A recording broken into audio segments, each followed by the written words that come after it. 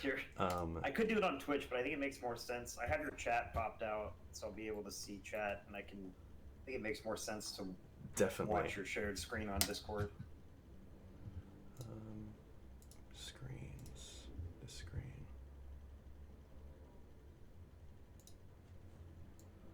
Nice.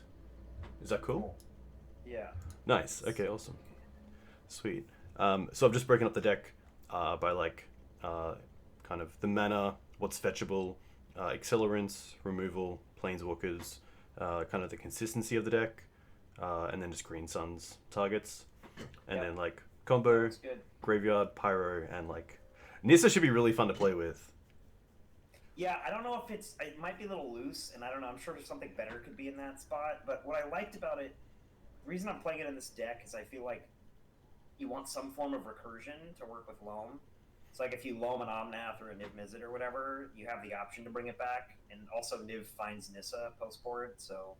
Yeah, I like that a lot, because I've had a lot of success with Vraska as a 4-drop, so it is hard when Nissa doesn't technically like remove something as well, but just because of like landfall and the ability to get something back is so good that it's kind of a different way to provide card advantage. Like, even if you don't have anything in your graveyard, you can play it from your hand too, which is good. Yeah, exactly. That's very true. I don't. It might be like not good enough, but I'm trying it in this and in Loam, and I just want to like keep testing it, see if it's worth a spot. It could also be the Felidar Retreat too, as like an option against grindy decks.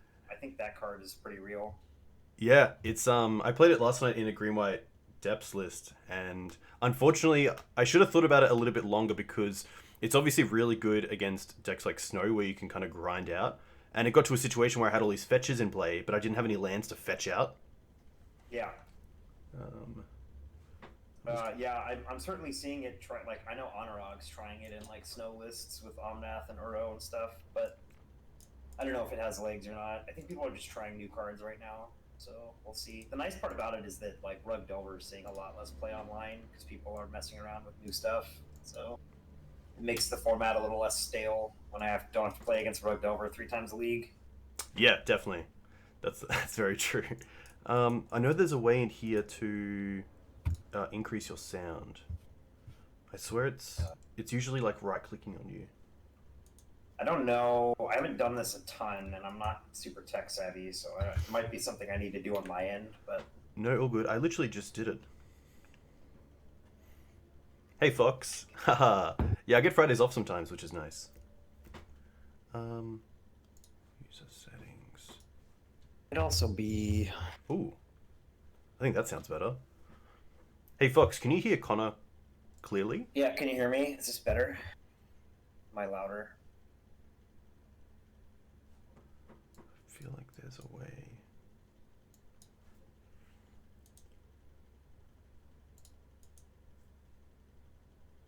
A little bit quieter than me. There.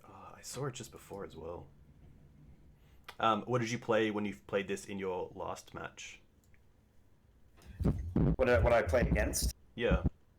Man, I don't remember. I started a new league, and I've played against Elves and High Tide, and I'm 2-0.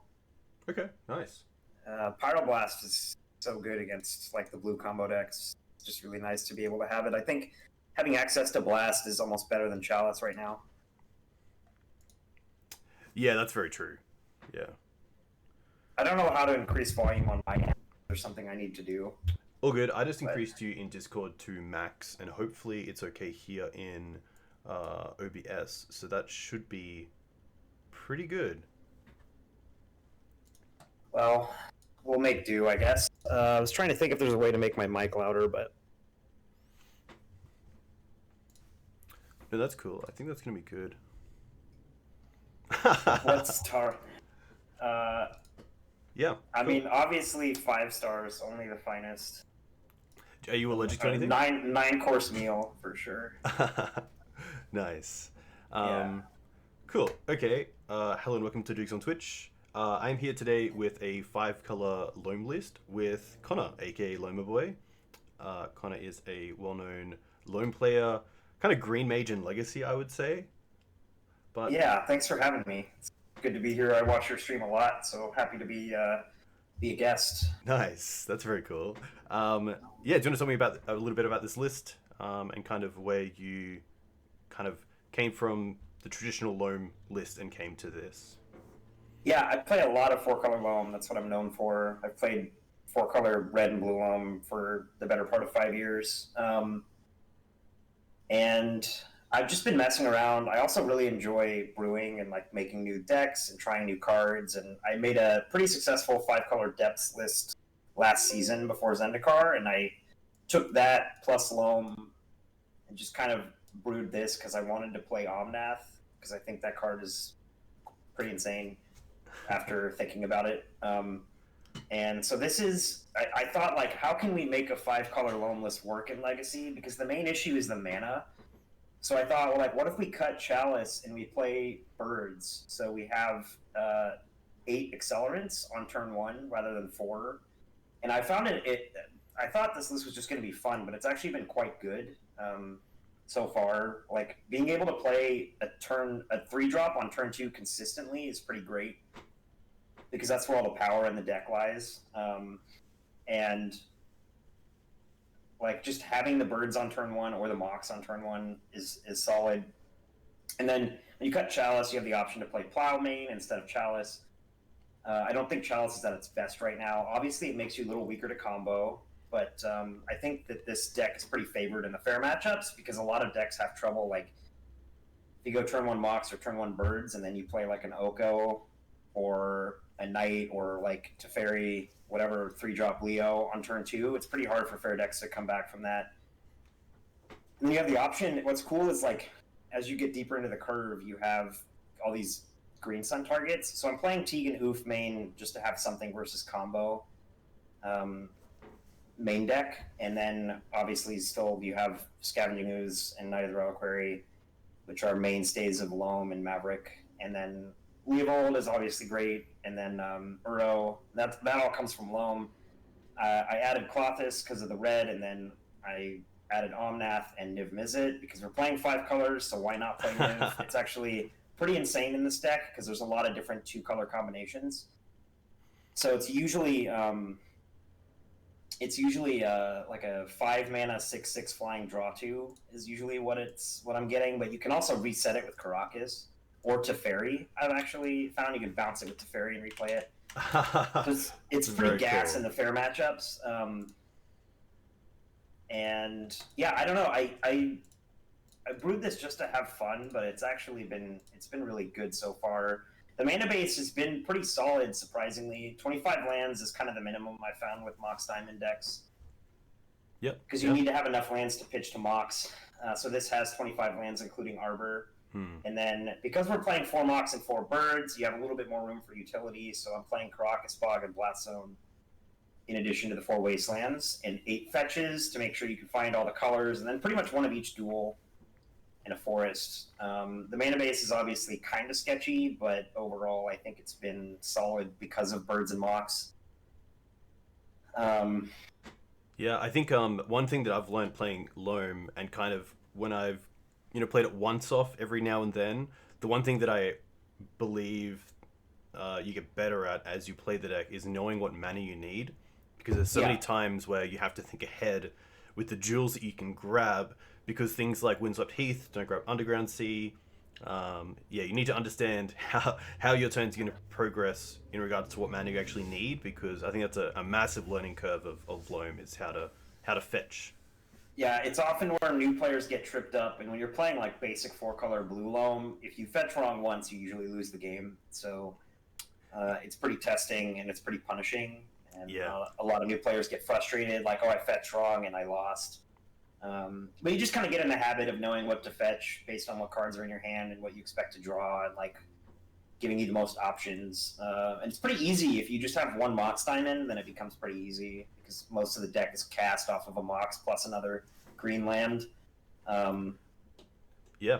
As much as I dislike Oko, I really like that in the late game you can just turn your Mox Diamonds into 3/3s to apply pressure. Yeah, definitely. Which is really cool. And then, Although we don't have Chalice, I do really like that we have Gaddock Teeg and Collector Oof in the main deck, because obviously both are pretty good against different combo decks. Yeah, that's why I included both, because if you're not going to play with Chalice, you have to have something so you're not just stone dead game one against combo. But obviously your combo matchups are more weak without Chalice than they would be otherwise. Yeah, it's going to be interesting as well. I think opponents who know kind of like the legacy metagame will probably put us on Loam pretty early on. So I wonder how much they think about Chalice and like, oh, I have to keep a Force of Will for Chalice, or, maybe I have to play around Chalice in some way. Even though we're not playing it, they might expect it, which is always kind of nice as well. Yeah, there's definitely an element of like people not knowing what you're on when you brew, so I think that's sort of to your advantage. Like, if people see this deck, they're not going to expect Omnath or Niv Mizzet or Pyroblast out of the board necessarily. So I think that's like that plays to the strength of the deck. And I don't know, I had a lot of fun playing this deck so far, and I've actually found it to be pretty competitive.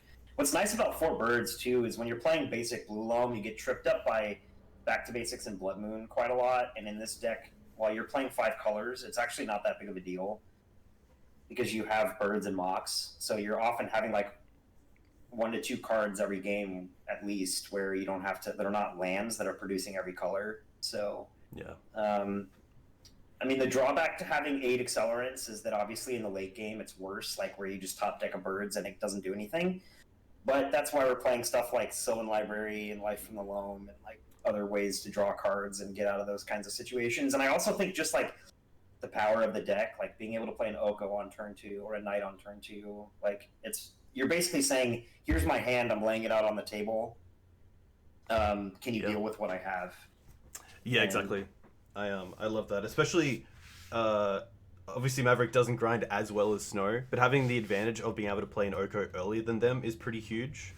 Yeah, I've actually found so far that this list is very favored versus Snow, just because you have so many things they have to deal with. Nice. That you tax their removal pretty heavily early, and you also like get to play your own Abrupt Decays and Mox's help with the mana, and like Loam plus Blast Zone is almost a hard lock against them a lot of the time, because you get to just reset the Blast Zone every turn. Yeah, it's Some nice. Library is obviously insane, and then like if you get to the late game and you're casting Omnath or Niv Mizzet, you just win the game most of the time. Yeah, even Klotz is pretty hard to deal with for most of those decks. Klotz and Leopold too. Yeah, Leo as well. Leo is very cool. I think Leo is a card that a lot of Maverick players really want to fit into their 3-color Maverick deck and just kind of not splash and rely on mana dorks. But yeah, Leo is obviously a really nice card off Green Suns. There's some like cool Christmas land things that you can do with this deck too, where if you have a Teferi, you can actually Green Sun on your opponent's turn for a Leo in response to a Brainstorm, which is cool. Nasty.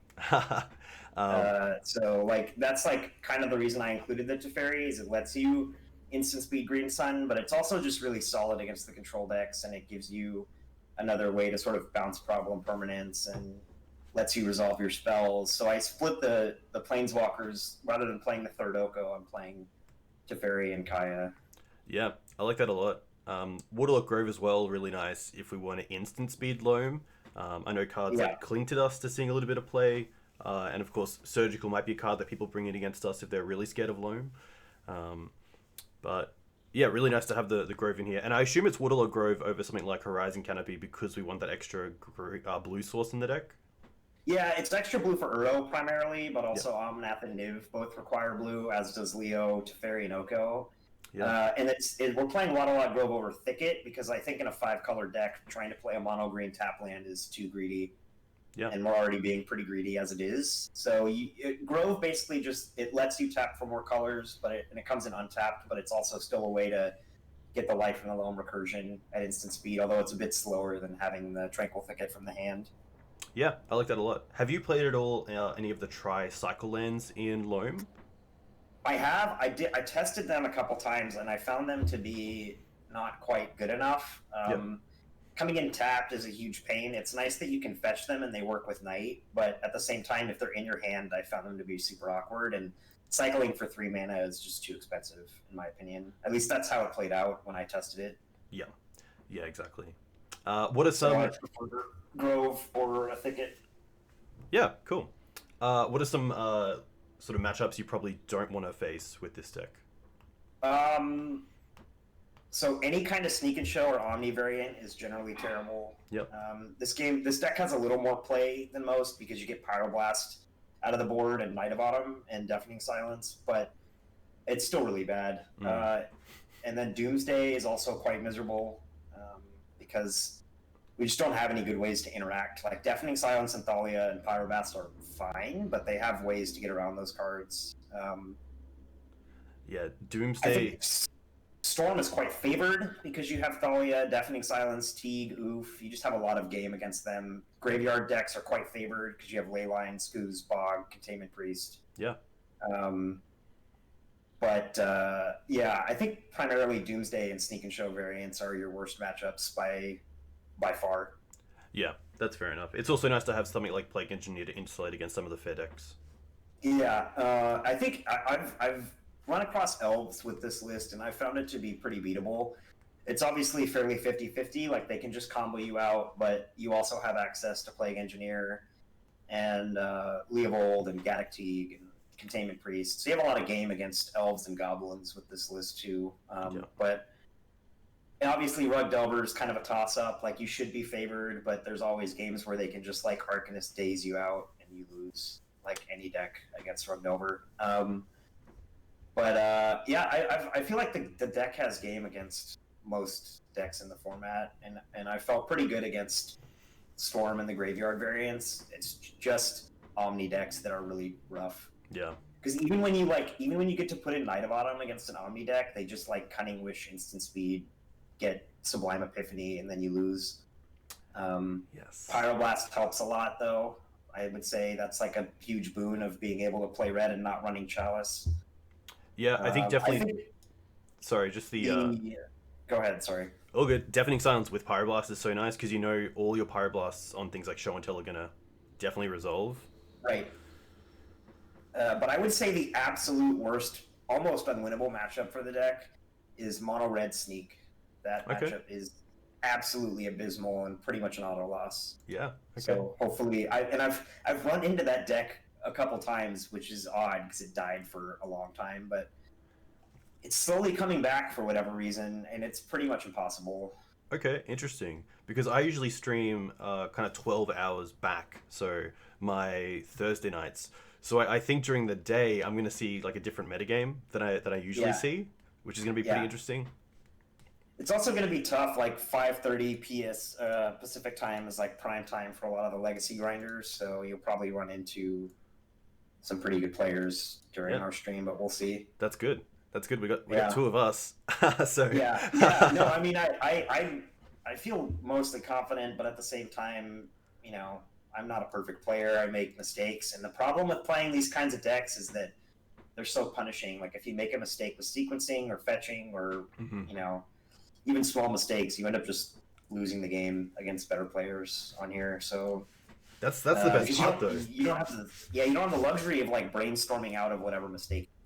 So. Yeah, you just got to own your mistakes, and you know, you got to play clean. And when you win, it does feel really nice. Yeah, it does. And you also tend to like with this kind of deck, because I'm sacrificing consistency for power. When you win, you often just clean up. Like you win hard. Like, this deck, if this deck's mana gets going, it's like very good because you end up just playing a lot of really powerful cards that your opponents have a hard time dealing with. And I think you're pretty favored in the fair matchups. Yeah. All right. Let's get into a league and see how this goes. For sure. Oof. I'm really excited. This looks really fun to play, but also, of course, as you said, very competitive as well. Yeah, I mean, we'll see. It's a small sample size, so it could just be garbage. But I've been doing okay with it.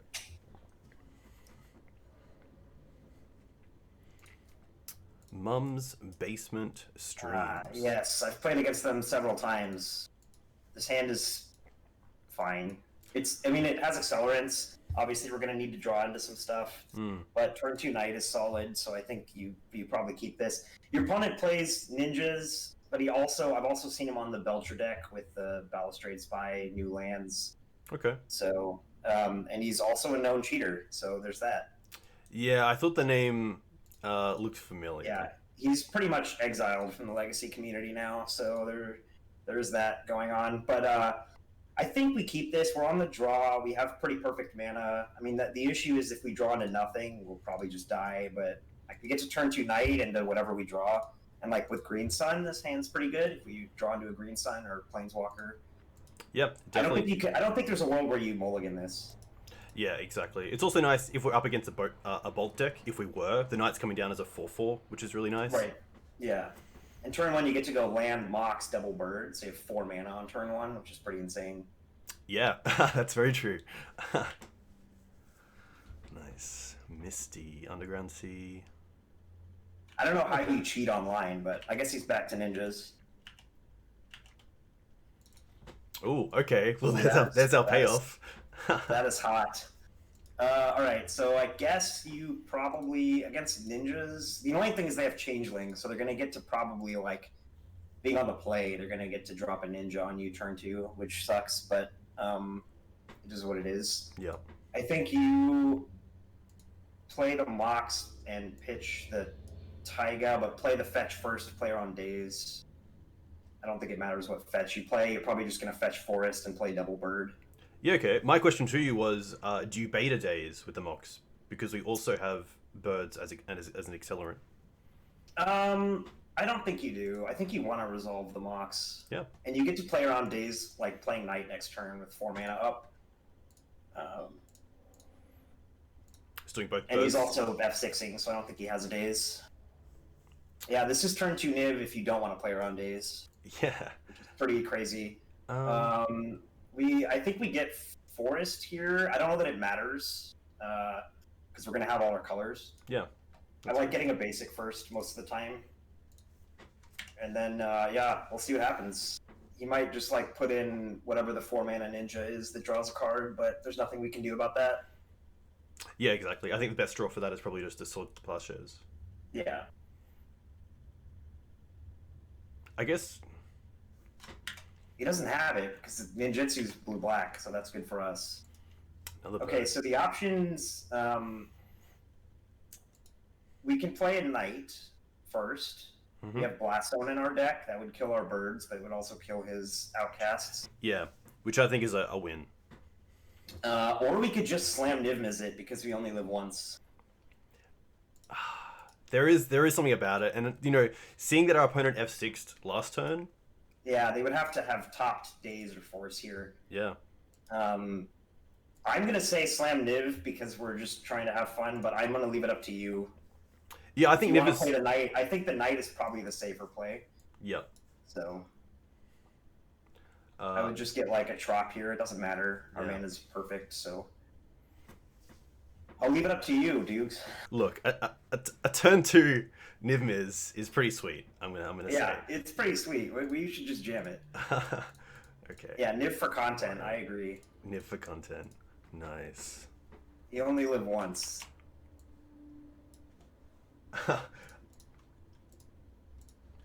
Opponent is looking surprised. Yeah, he's gonna counter this. Oh, brainstorm to find something. Yeah, I mean you kind of have to. Yeah.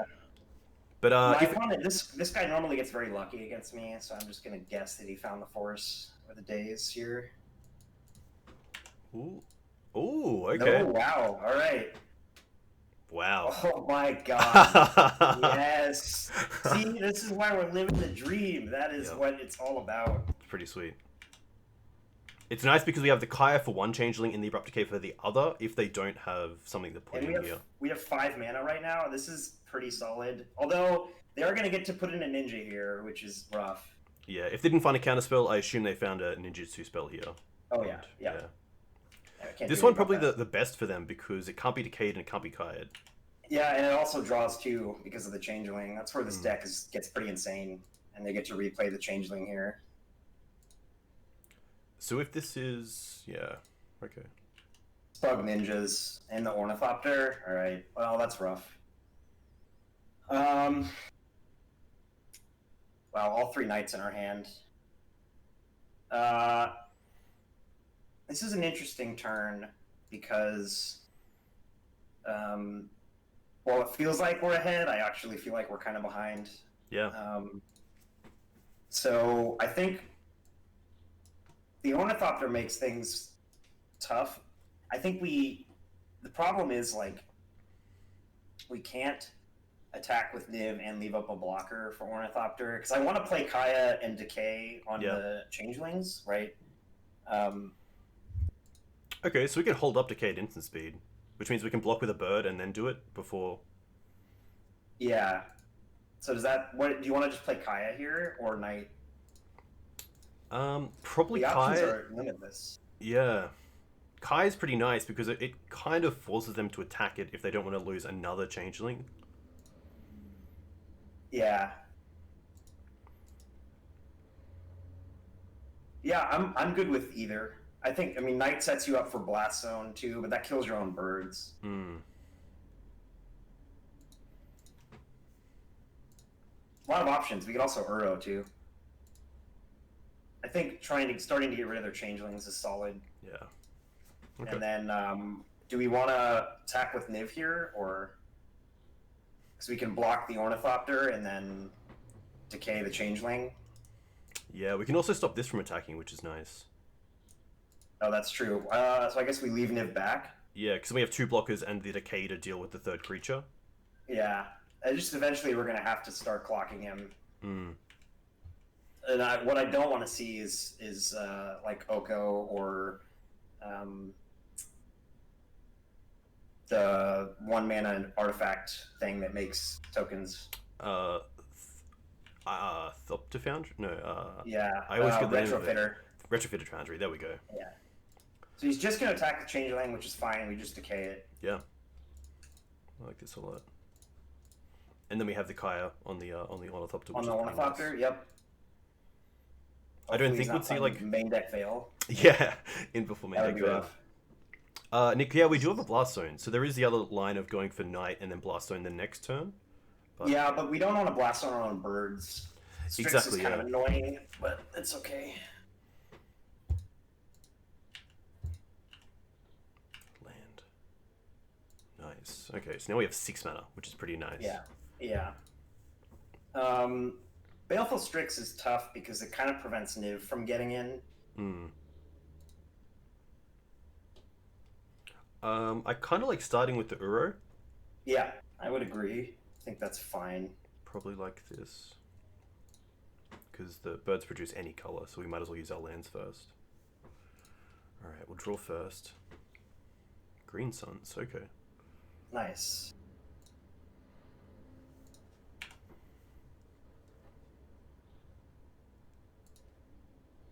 I guess what we can do is deal with the Ornithopter, and it might cause them to attack with the Baleful Strix into the Kaya.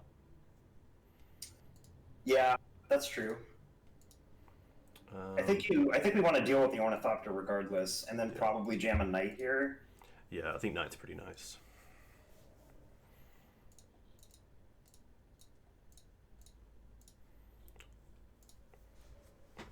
Yeah, Kaya's really strong here, just dealing with both permanents.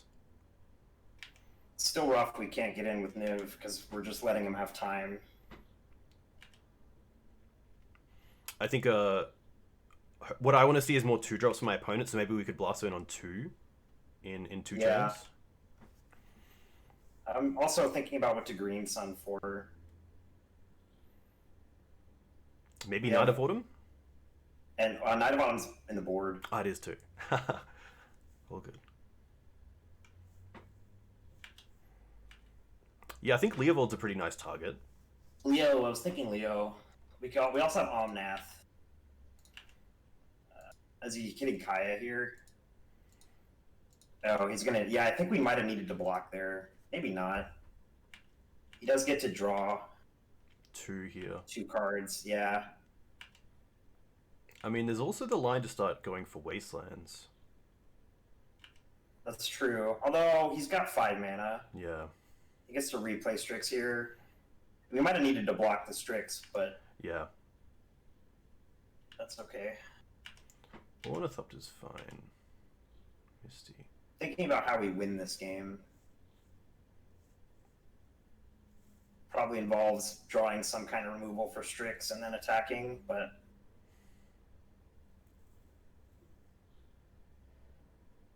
could get Caracas with Knight and replay Niv for value. That's an option. Yeah, that is pretty sweet. Which means we can also double Knight this turn. Yeah.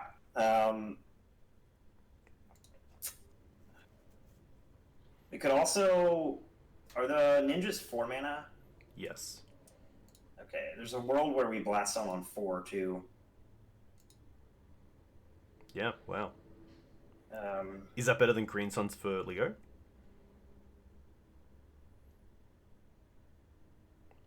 Green Suns for Leo can be forced. Is Clothis turned on? I guess Clothis is turned on. Wow, we could Green Sun for Clothis, which is a creature right now. Yeah, okay. Nice. But Clothis is easy to turn off, too, so I don't know how good that is. There's a ton of options here. We could also play Uro. Yeah. I think we... The question is, do we want to take up Kaya or blow up the Ornithopter here? I do like the Knights, getting Knights into play, because that puts lethal on board, which means they have to keep some amount of creatures back. Yeah. And we could even do something like Knight, and then hold up Caracas to block with a Niv, or even block with a bird on the Strix, which means that they can't draw any more cards off Ninjutsu. Right. Yeah, there's a ton of options. This is like 50 options here, so it's like hard to say exactly what... I don't even know what to do, to be honest. I think Kaya first is nice on the Ornithopter. We could also Omnath for a bunch of value here. Yeah, we could.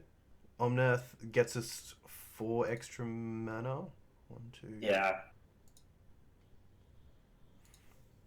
I think for time constraints, I think we go for Knight. So I'm gonna. I kind of like. Oh, we're just gonna sack Kaya. I guess that's fair. Yeah, I think that's its role. I don't think we're attacking here. No. So I think it's either Green Sun for Leo or Double Knight. Yeah, I think Green Suns for Leo has a pretty high. Yeah, Green Sun for Leo into Knight.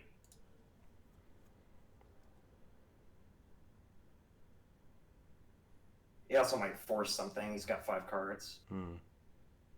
Yeah.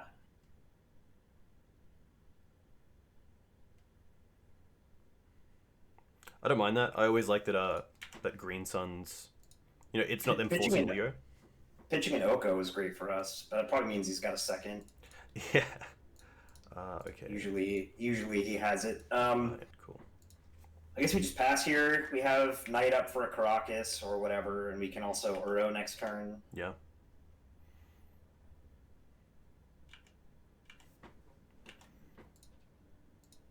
I think we block in Caracas. Yep.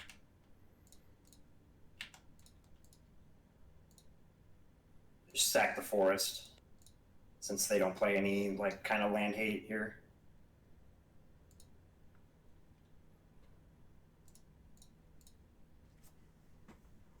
Hey Wolf, welcome.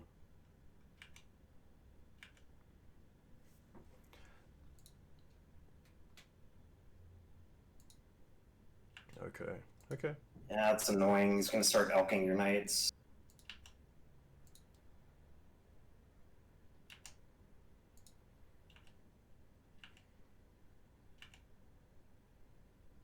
Swords. Wow, nice. Okay.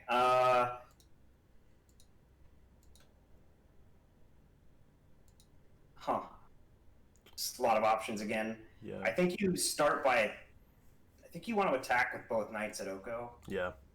Right? I don't think I even want to swords first. I just want to see if they block. We could also Niv first. It's too late. We could also Niv first to try to find Decay. Oh yeah, that's true. Yeah.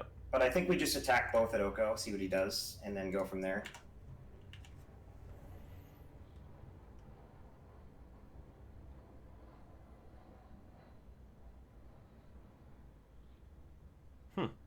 Okay.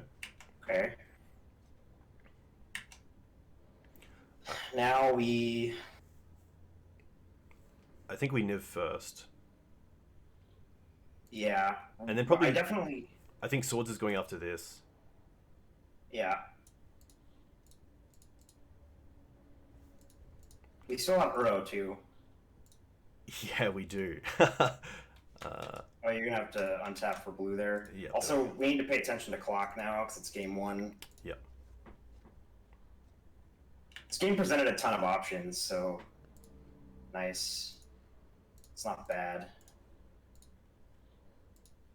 I think you're supposed to do that off the Caracas. Oh, I guess you want Caracas for Niv, but then that way we could have played the birds out too. Oh, that's very true, yeah. I guess I was just thinking about holding up Caracas for the Niv, but it doesn't really matter because it stays as a legendary elk either way. Yeah, I think we should have plowed the Changeling, potentially.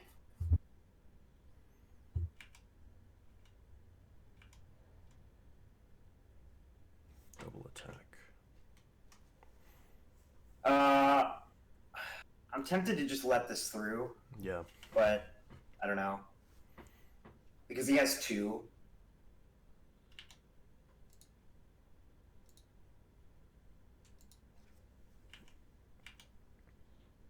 Yeah, see, it wouldn't have mattered.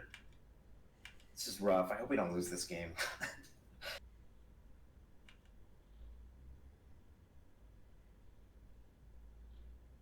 We have Decay.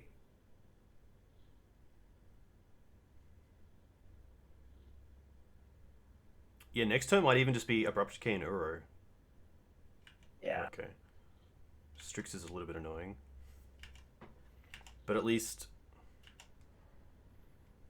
we get to decay the Strix, attack probably both at the Oko just in case one gets removed, and then 6 at them. Yeah. Well, we have to keep in mind he's going to attack with the Outcast next turn too. So that's the problem with decaying Strix. Right, because he's going to get to Infiltrator again. Yeah. So I'm almost tempted to just put both knights at the Oko. Oko, yeah. Yeah. Yeah. I think you just do that.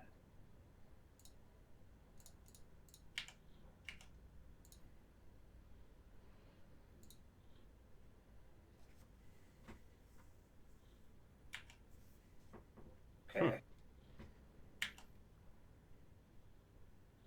So now we Uro. Yeah.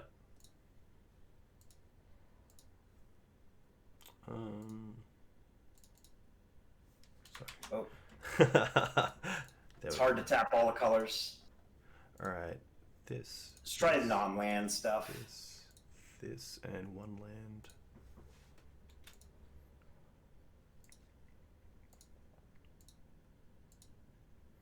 Force. Okay. That's fine. That's fine. So now we knight, I think. Or well, actually, we need to have decay up, right? Yeah. So we just birds leave up decay. Wait, can we do that? No, we can't. No. So I think we just do we even wasteland? I guess we do, or maybe we don't. It doesn't really do much here. I guess we just pass. I think we're still fine. Yeah, it's definitely getting to a stage where we can just swing back, but the amount of cards they get off these attacks is pretty brutal. Yeah. Yeah. Okay, so it's just Strix here. We decay it. Yep.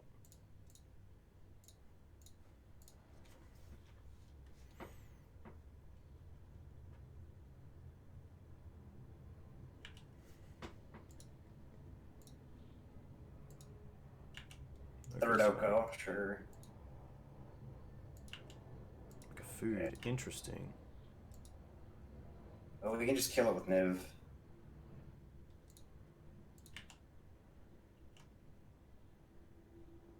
Bog.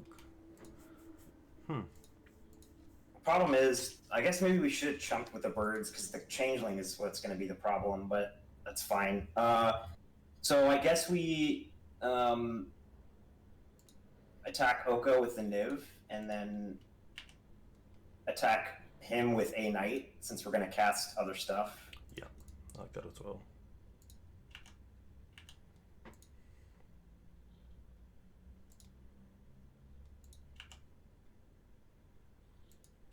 I mean, we have the Uro as well.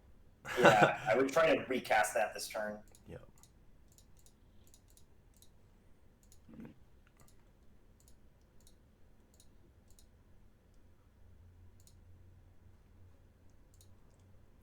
Is that cool?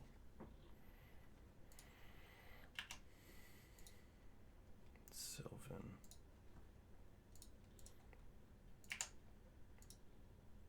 And then I think it's just Knight and Bird. Yeah. Yeah, we can. Can we? Well, I want to leave up Caracas, right? Okay, yeah, that's fair. So Just Knight.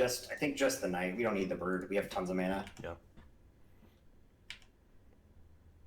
I think we're okay. The Changeling is going to be scary, but Yeah, I mean they only have so many creatures left that they can actually draw into to block with, so yeah. we can't block this. That's fine. We draw Blasto next turn if we need it. Right. I think we're pretty set.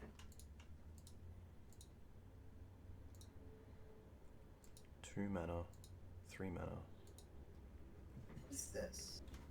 Infiltrator? Oh, that's fine. Sure, Caracas it. Caracas it end of Yeah, turn. exactly. Alright, here's what we're gonna do. We're gonna Caracas that, and then we're gonna Blast Zone on the Changelings, and we're gonna swing in with stuff, potentially. Yeah, so we might as well use it. Actually, we don't even need to Blast Zone on Changeling yet. So let's hold a Knight back. So I want to swing in with Uro, Niv, and a 3/3 Elk Knight.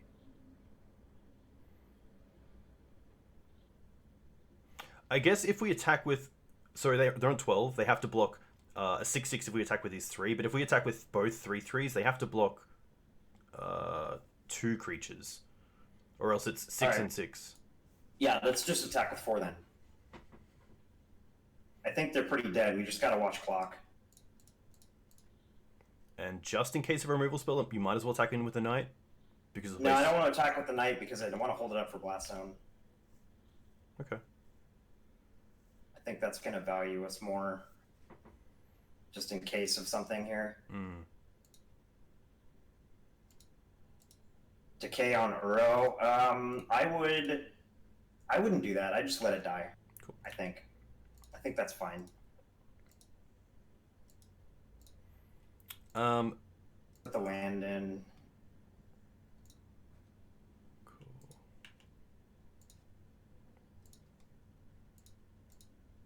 Fine. Yeah, because now we got Blast Zone. Yep. I wouldn't do that yet. I would just play the Leo off the birds. I don't think you play Library out of time considerations. This game's locked up because we're going to Blast on his turn. Yep.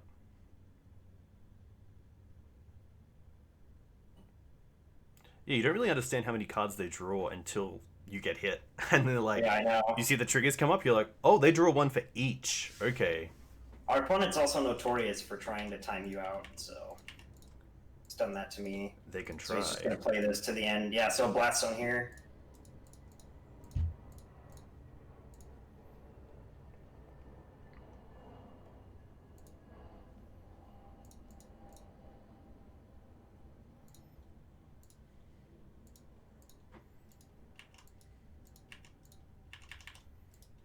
Nice.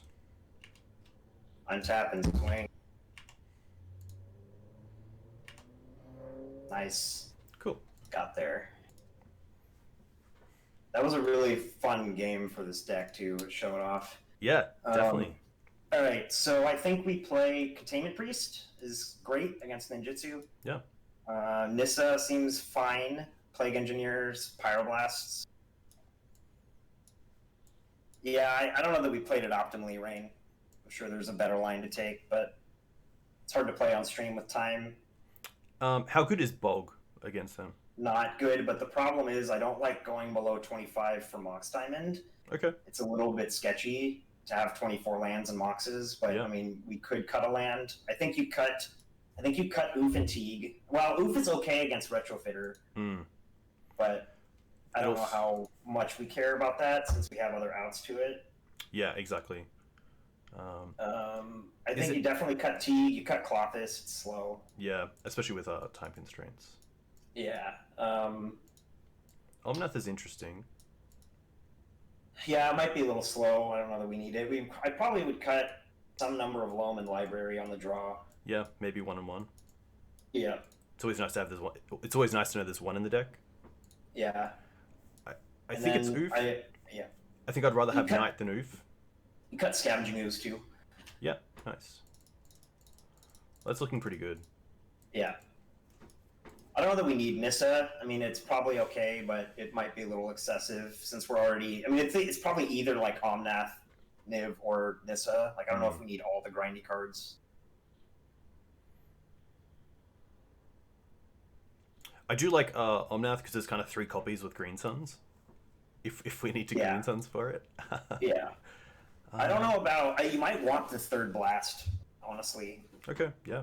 Like, because it's so good in this matchup at hitting ninjas and stuff and Oko. Yeah. And then maybe you cut something. Maybe Omnath or Niv. Yeah. No. Yeah, it's probably fine. I think Niv being a fly is really nice. Yeah.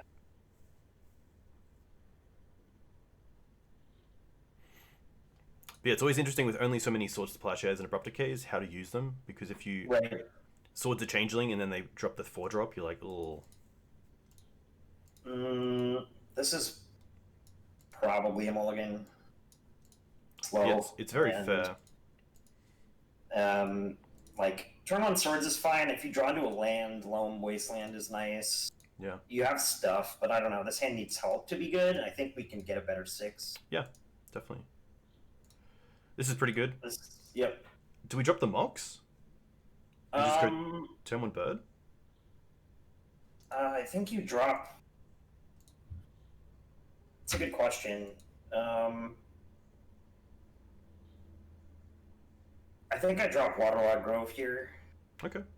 And then play Mox, Pitch Tundra, fetch, play a bird, turn 1.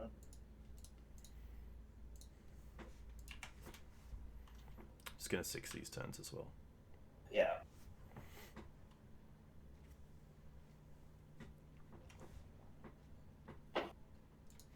That's frustrating.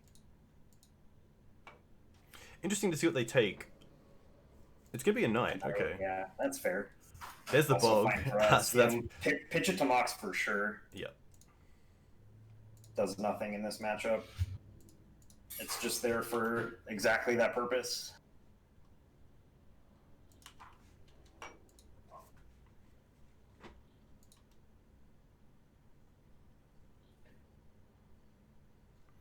Yeah, I think buy from the Heath is fine. It's nice to have these 2 because then colors aren't the biggest issue. Yeah. Oh, Decay's perfect. I think I kind of want to hold up Decay. Yeah, I think. Well, yeah, because you don't want him to ninjutsu something, right? So I think we have to decay the Strix, and then we can play the knight the following turn. Although using decay on a Strix kind of sucks when he might drop Oko. Yeah. And then we're like really far behind. But that's okay.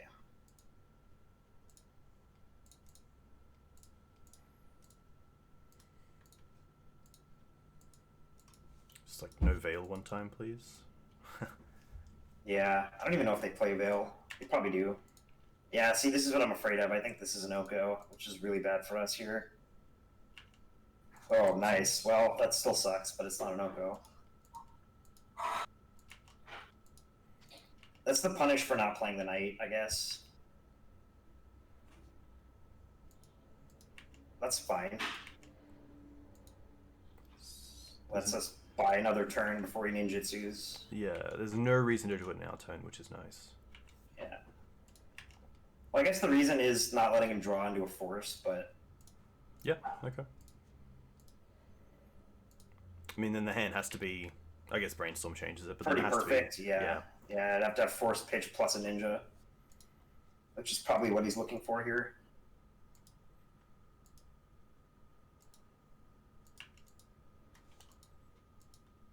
Yep. That's what I was afraid of.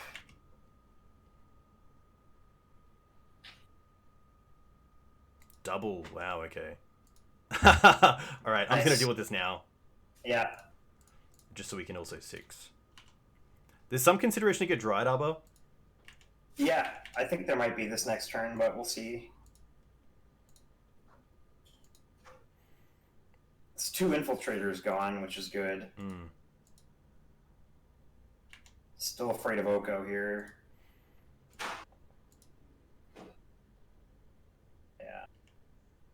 Plague's Oh, gonna that's be fun. fine. Sure. Now don't get Dried Arbor. I think you can't now. Yeah. Alright. Well, I this guess worked a little rough. Seeing that we're drawing one card a turn as well, it's probably better to keep that Savannah in hand because it's just unknown information. I think playing lands is fine because you have 4 and 5 drops in the deck. He has no cards in hand. That's fine. It's not great. Would you be happy to trade the Containment Priest here for a... That's what I was thinking. I don't know. Because he's going to brainstorm for a ninja here, so I'm a little scared to trade it.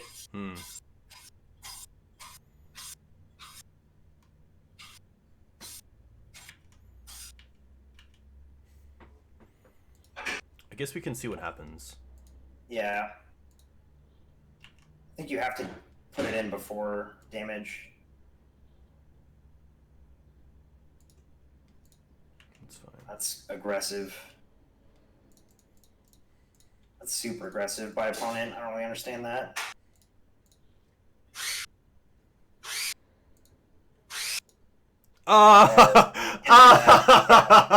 I was even like, don't get it, because of course we drew into the Yoko. Oh my gosh. I'm so sorry. That's probably going to cost us the game. I'm so sorry. I don't think there was any reason to fetch there anyway, because Yeah. we needed to see what color we needed. Yep.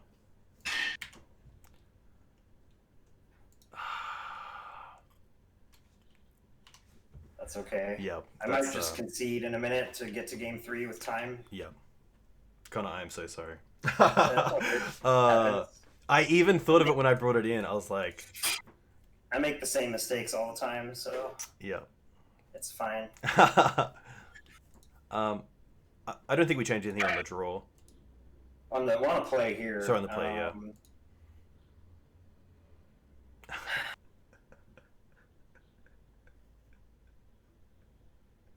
think this is okay. I was tempted to bring in second library on the play, but I think this is fine. There's a world where we could like cut a birds for a second library. Yeah, cool. I like that. I'm a big fan of Sylvan Library, so... Yeah, especially just against this deck. On turn 1, it's solid if you can put in enough on Mox. Yeah, definitely. All right. Yeah, I think there you just hold the fetch, right? Because we 100%. don't really know. There's no reason to get Arbor, really. 100%, because I think we get punished if we draw into like a Leovold. Yeah. But that's okay. I make that mistake. I've made that mistake a number of times myself, so it happens. I do it so others don't. Yeah, exactly. Yep. It's all good. We're just playing for the content. All right.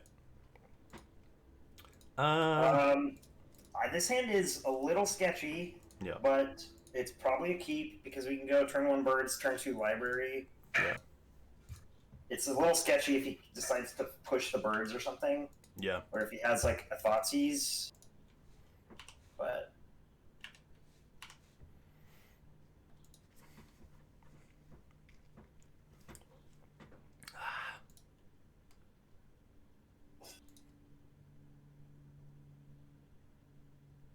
yeah, that's what I was afraid of. Well, we can still Green Sun for Arbor here. I don't know. I think that pushing the bird up by our opponent is like super aggressive because he doesn't know that we don't have any other land. He could be in chat, Connor. Oh, that's true. There's always the possibility that he's sniping. I wouldn't put it past our opponent, given that he's had a history of cheating. That's a problem. That's pretty good. Okay. So now we need a land to pitch to the Mox Diamond. Okay. Yeah. I think we have to. This is tough. I really want to. I really want to jam the library, but the problem is just playing the library and letting them untap with Foundry Outcast is super scary. We can't get rid of the Outcast because I think they can. Can we look at Foundry real quick? Yeah. They can sack it to make a 4/4. Yeah, they can sack it to make a 4/4. So we'd have to decay Retrofitter Foundry here, and then they get a 4/4. Yeah. Which is probably fine since we have the plow. So I think it's either decay Foundry or play the library.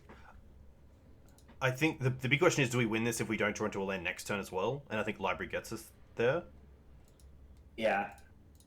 And at least we still are at 20, so we can be pretty aggressive. with library. I mean, if we I'm can just scared of this next turn because he could go nuts on this with the setup right now. Mm.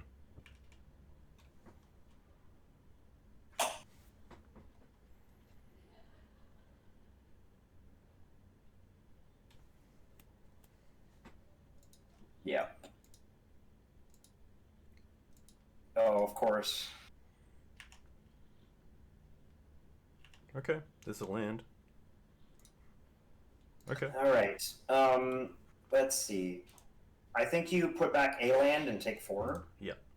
Put on top, pay for this, and then we And want you to pitch the Savannah to Mox. Yeah. Play the fetch out.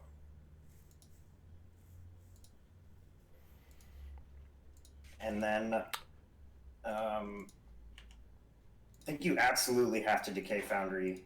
Yeah. Don't attack. I might see what they do here, and if they do anything. I kind of don't want them to untap with mana, though. I think you have to decay it here.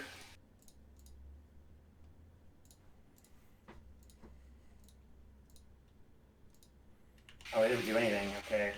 So the question here is, we know he has Infiltrator in his hand, right? So I think you have to plow the Outcast. Okay.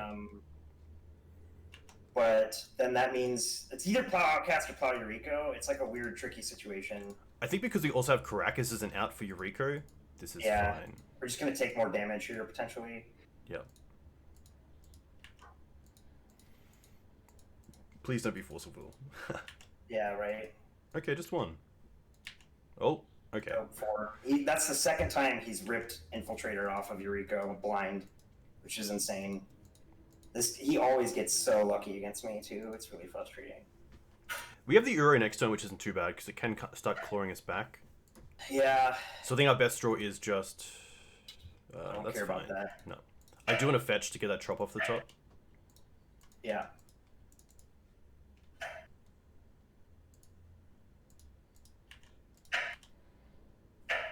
Man, his draws have been very good all game, but what can you do?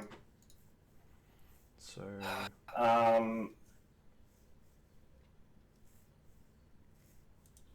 I don't know what you do here. I think we're just gonna lose because he's gonna be able to outcast in an Infiltrator. I guess playing Leo makes sense.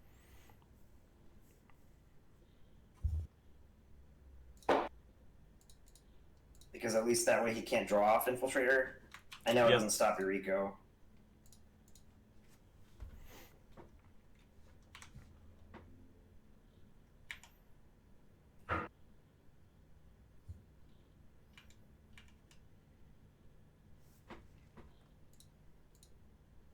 And the push on birds was where we lost the game, I think.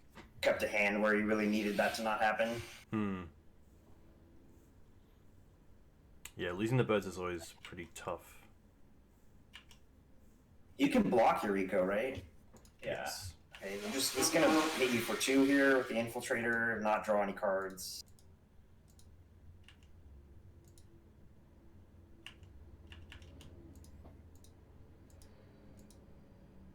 I guess they can just kill us here if they reveal. Yeah, we're probably dead. They pondered, I believe. Yeah. That's fair. A few little misplays by myself, aka Dried Arbor, aka Containment Priest. Yeah, there's a world where we ended up winning that second game, but who knows? Yeah, it's tough as well because, of course, Loam is a pretty grindy deck, and we are co-streaming, so it is going to take some time to go through all the different plays. Snap this off. Yeah, definitely turn on Library and then turn to Planeswalker. Really nice. Yeah, so I've played against this guy before. He's normally on Reanimator, so I'm like tempted to kind of cheat it and play Library off, pitch the Heath to Mox, play Caracas, play Library. Yeah, I like that, and then just hold the Bog, which... Yeah. He could be not on Reanimator, but the last time I played him, that's what he was on. The nice thing as well is that if we play the Library here, we can then draw hopefully into find more lands. a third mana that doesn't come in tapped. That's why I'm not worried about it.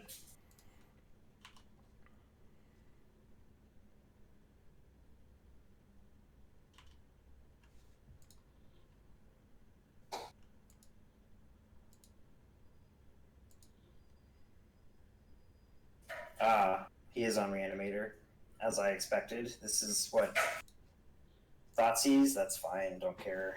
Yeah. He gets to see Bog though, so now he can play around it.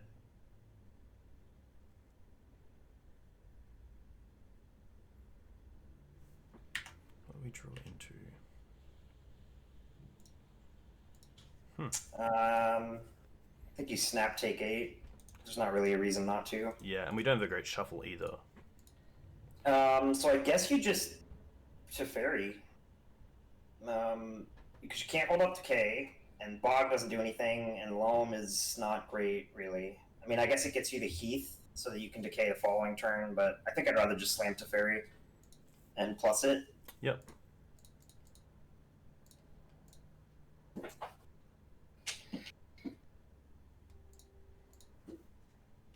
Which does mean we can loam at instant speed, which is very cool. It does, yeah. That's the other sorcery in the deck.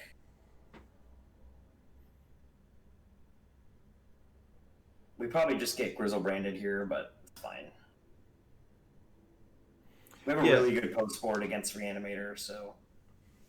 Yeah, that's very true. Just a pass is interesting. Wow, alright. Do you want to find a fetch land here? Ooh. This is okay. I think you... What if we, loam...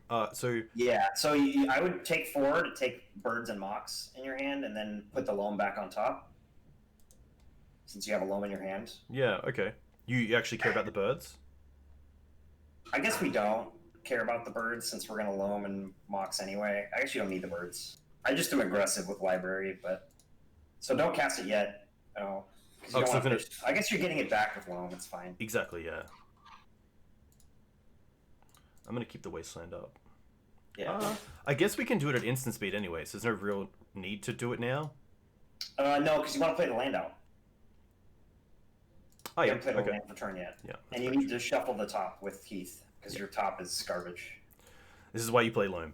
Yeah. Nice. Okay. Nothing from our opponent is pretty huge. Yeah, I think you were supposed to, it doesn't matter now, but you could have tapped off Wasteland and Mox to leave up Decay for Animate Dead, but he's not doing anything, so... Yeah, that's fair enough. So I could fetch here, or I could just Loam everything. I think you just fetch and don't Loam. Yeah, Loam isn't really going to get us anywhere, because we already have Caracas and Bog, so we're not looking for anything. Exactly. We want a threat, and we have to draw that. Yeah, yeah. So just cancel. That's solid. Nice.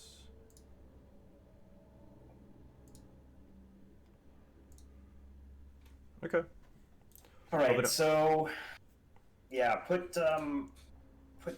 Taiga on top. Take 4, and then I play the Clothis out.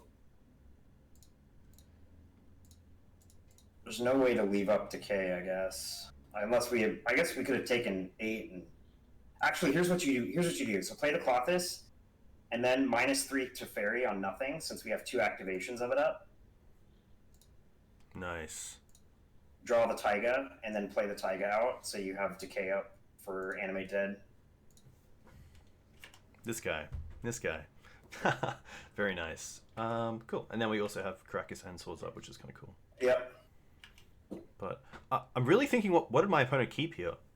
I don't know. I'm wondering what the hell's going on myself. I guess he's trying to play around Bog, because he knows about it, so maybe he needs to have a turn like this one, where he has Dark Writ. Yeah. Entomb, hopefully Animate Dead, as ideal. It's the ideal world. Maybe. Nope, that sucks. Yeah, I mean, you can't do anything about it. Yeah. We have a ton of ways to get rid of the Grizzlebrand, so that's okay. The Grizzlebrand itself is not the problem. It's the 14 Is there any cards reason? you can draw. Is there any reason No, to like? We just sit. Okay. I think we let them do it and wait. We have Decay and Plow up. It's fine. We don't do anything here.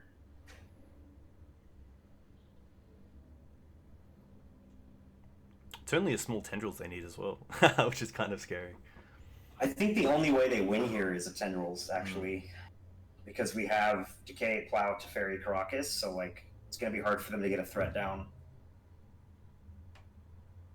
And we can kill him with Colossus real fast. But he might go off here. We'll see.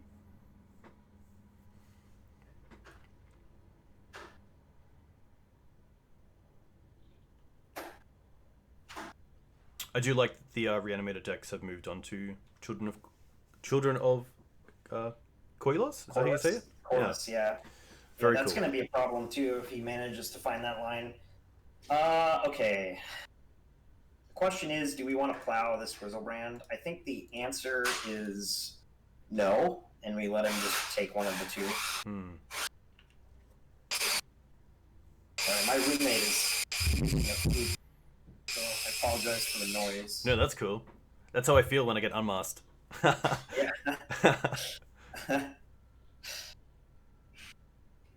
Decay Petal? I don't know why he just sacks it in response. Yeah, I think they have all the information they need in hand, unfortunately. Yeah, I think we're pretty dead if he finds something else other than this Grizzlebrand. Which it looks like he will. Probably just a child. Ashen Rider. Children of Corvus. Okay, yeah, we are pretty hosed. Actually, we can Caracas this Grizzlebrand in response. Yeah. So let's do that. Which I assume they can then have another way to put it into the bin, but... Probably. But this is your best play, I think. Because otherwise you just die. And then now but we can decay this Children now, so he doesn't get to do the loop. Oh, he's going to sack it. Oh, I see what he's doing. Okay. So he has to find another way to get Grizzlebrand into the yard here. Probably looting. I guess we just hope his Animate dead. Ooh, Honorod with the raid. Hey, Anzi. A huge thank you for the raid. For those coming in from Anzi's stream, hello. My name is Dukes on Twitch. I'm here with Connor, aka LoamerBoy, playing 5-color Loam in game 1, match 2 against Black Red Reanimator. I guess we can hope that they do have Animate dead here, and we can maybe steal with the Abrupt Decay, but you'd think with 12 cards in hand, they would have at least maybe one other way to disrupt our hand or get back a creature other than Animate dead. Yeah. Yeah, if he Animate deads were good. If he has Exhume or something, we'd probably lose. Even Reanimate does it. We're dead to a lot of stuff here. Yeah. But there's nothing we could have done.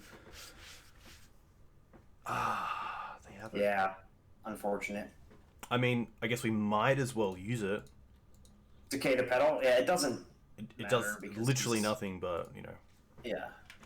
It is what it is. Did Anzi play D&T? Anzi always plays D&T. What are we talking about? He's the D&T master. Don't we know this?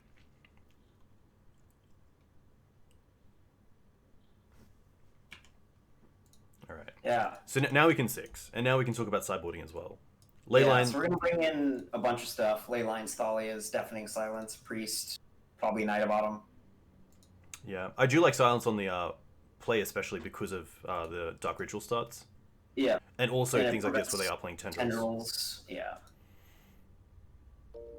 And this is looting. Well, he doesn't have it. Okay, maybe. that's fine. I don't know why he's looting here.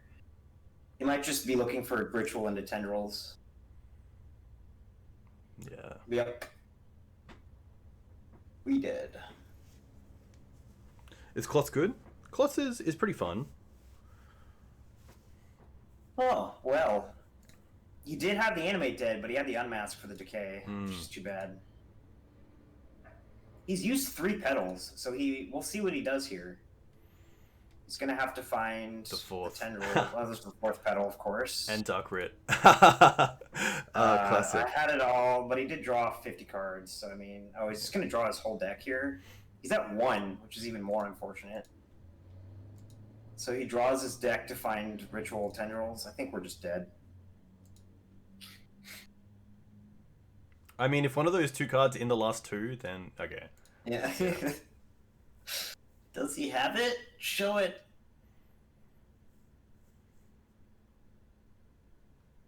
There we go. Yeah, we did.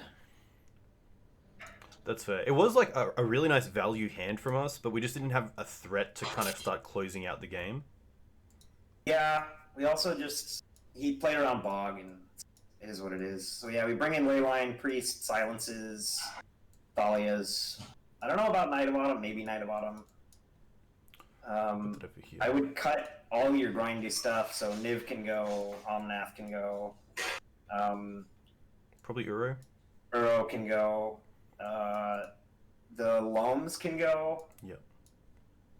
Collector Oof is... I don't really like it just for Petal. I also don't like Teeg just for Tendrils. Yeah, no, that's fair enough. I think with Collector Oof, a lot of the time they're using the petals before we even get Collector Oof down, so... Yeah,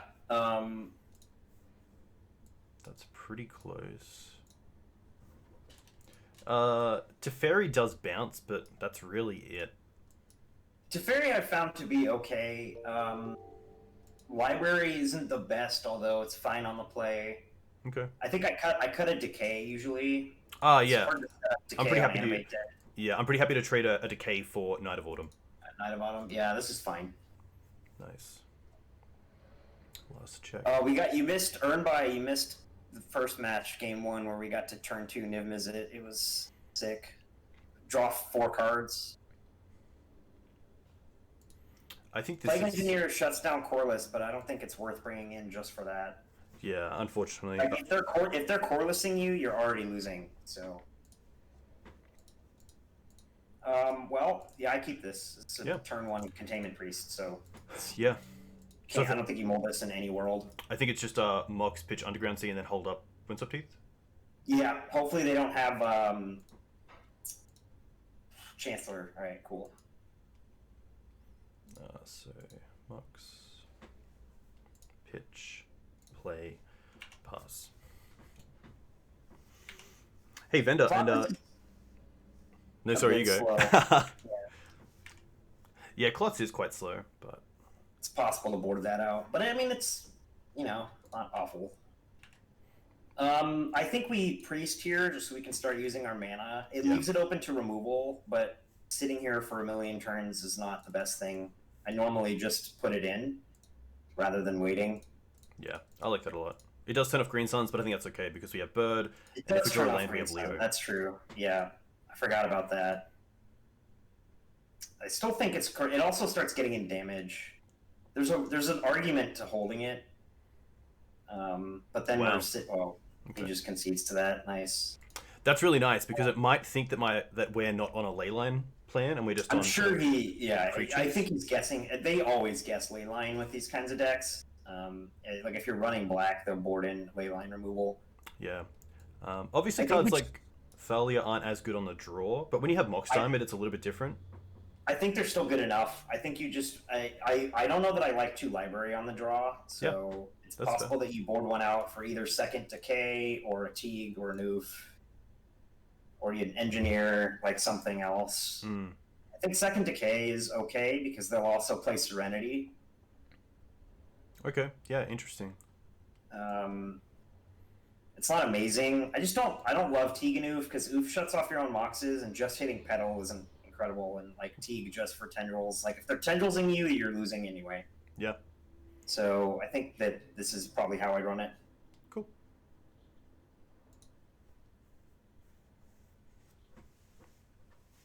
But in order to Tendrils you, they need to Grizzlebrand, and if they have a Grizzlebrand in play, then you're already dead. This hand is fire. Yeah, this hand's pretty good. You have answers to everything they're doing with this hand, so... Chancellor's fine. That's annoying, because now we can't Deafening on turn 1, but that's okay. Unless we draw Mox. Yeah. Have you ever, mulled to 6, and then when you thought you were going to put in Leyline, you've chosen it as the card to put to the bottom of the library? Yes. Because I've done that. I did that once and never did it again. I wonder if it is... So, here's the question. Do we waste him? I mean, Entomb's not doing a whole lot here, and it does keep them off the extra mana for something like Assassin's Trophy. The problem with wasting is that it gives us another turn away from being able to play a spell. But it also gives us one more turn to draw into Mox Diamond. True. I think wasting is okay. We get punished by a tear here. Nice. Nice. Okay. I was afraid of tear. Yeah. But Didn't have it. Ooh, okay, that was a nice. That's pretty great. Now you just play fetch pass. Yeah. I've also cast my cards into Chancellor more times than I can count because I forgot about the trigger. Yeah, Nick, they conceded to Containment Priest because they obviously didn't side for it. Wow. I'm waiting for his Bayou into Reverent Silence. Alright, sweet. So we get to just I fetch first and then Deafening here. And then we can Thalia the turn after. And he's probably pretty dead after that.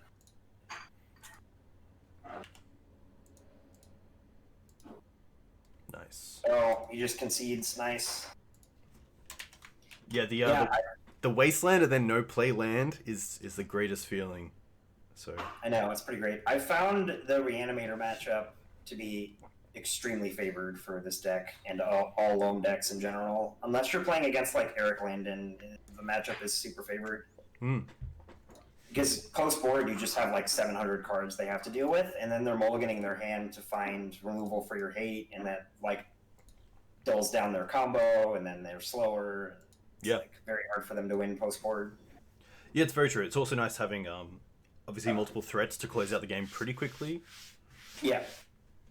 And then also to have like a land package that's just really solid, like Bojuka Bog and Caracas is also really nice. Jarvis with the raid too. Damn. All the grinders raiding us. Thanks, Jarvis. Hey Jarvis, thanks for the raid. Anyone coming in from Jarvis's channel? Hello, my name is Dukes on Twitch. I stream Legacy Maverick, but here today I'm here with 5 Color Loam and LoamerBoy, aka Connor. Hope you're all well. We went down in the first match against Bug Ninjas, and we just got up against Reanimator. So, looking to grind out a 4-1. I think there's a world we could have won the Ninjas match, even aside from the game 2, if we had more time. I feel like we rushed game 3 a little bit. Yeah, that's fair enough. And I felt like we didn't really consider the time in game 1. Yeah, well, it was just weird. We had so many options, so it was hard to really, like... Game 1 was just like 100 options, and it was hard to decide what was the best play, because I felt like we had the game locked for a lot of turns, and they were just playing us out. Yeah, exactly. Engineer, okay. Bug Ninjas is usually for Oko Abrupt K, and I assume they play Veil in there somewhere. Those are kind of the big probably. 3. Well, this is not a name I want to see. He often plays Show and Tell decks. Ah, fantastic. Yeah. Well, this should be fun. But, well, here we are.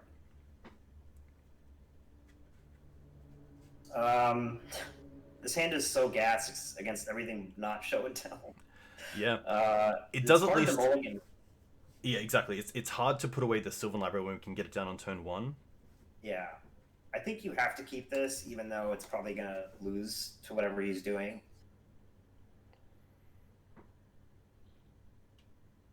The hard thing about Show and Tell on these sort of decks is that you really want to steal the game 1, but it's just so hard to steal game 1. Yeah, it's really impossible. The last time I played him, he was on like blue-black Reanimator, so this hand might be okay. Okay. If we can get Kaya down, but we'll see. Yeah, I played against blue-black last night on green-white Depths, and in game 3 I had the double ley line, but they went turn 1 Ritual into Doomsday. Oh, and I just did not know that they had a transformal. I don't know what's going on Moto. I've been playing against so much jank lately. Like just weird brews and stuff with new cards, but I guess it makes sense with a new set. I mean, I'm playing jank, so. Okay.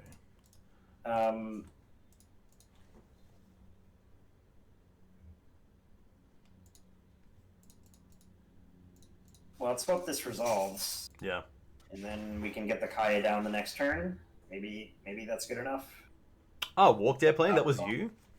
Force Pitch Ice Fang, alright, so he switched back to Omnitel, which is probably an auto loss here because our hand is trash.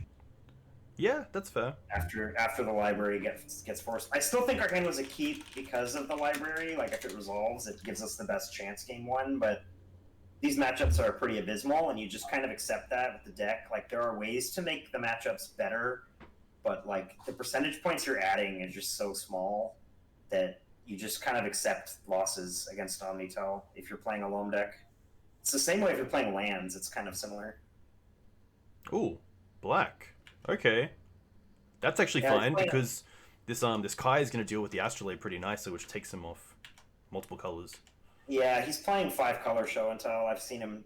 It's like Oh. one of his weird brews.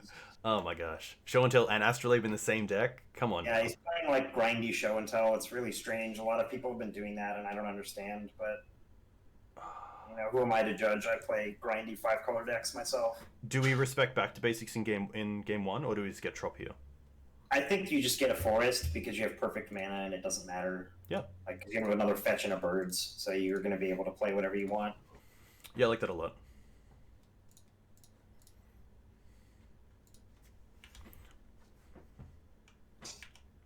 Yeah, the big issue as well is that all these decks have moved to basics, so even like a Wasteland isn't that great, unfortunately. Yep.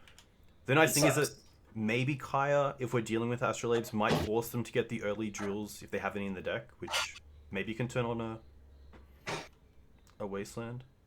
Yeah, there's not even any reason to Loam because now Caracas does nothing against these decks since they play Omniscience into Hardcast Emrakul. Yeah. So... Green Suns? Mox Diamond. Nope. Wow, our hand is pretty bad. I guess we tick up and exile whatever.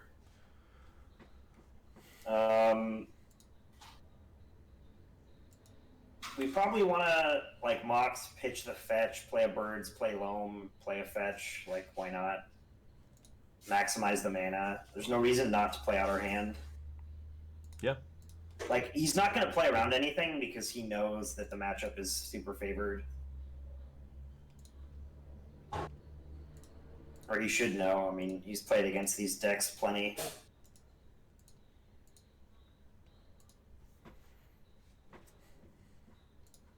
And I think you grab Dryad Arbor with the fetch, as sad as it is, just to get any kind of clock going.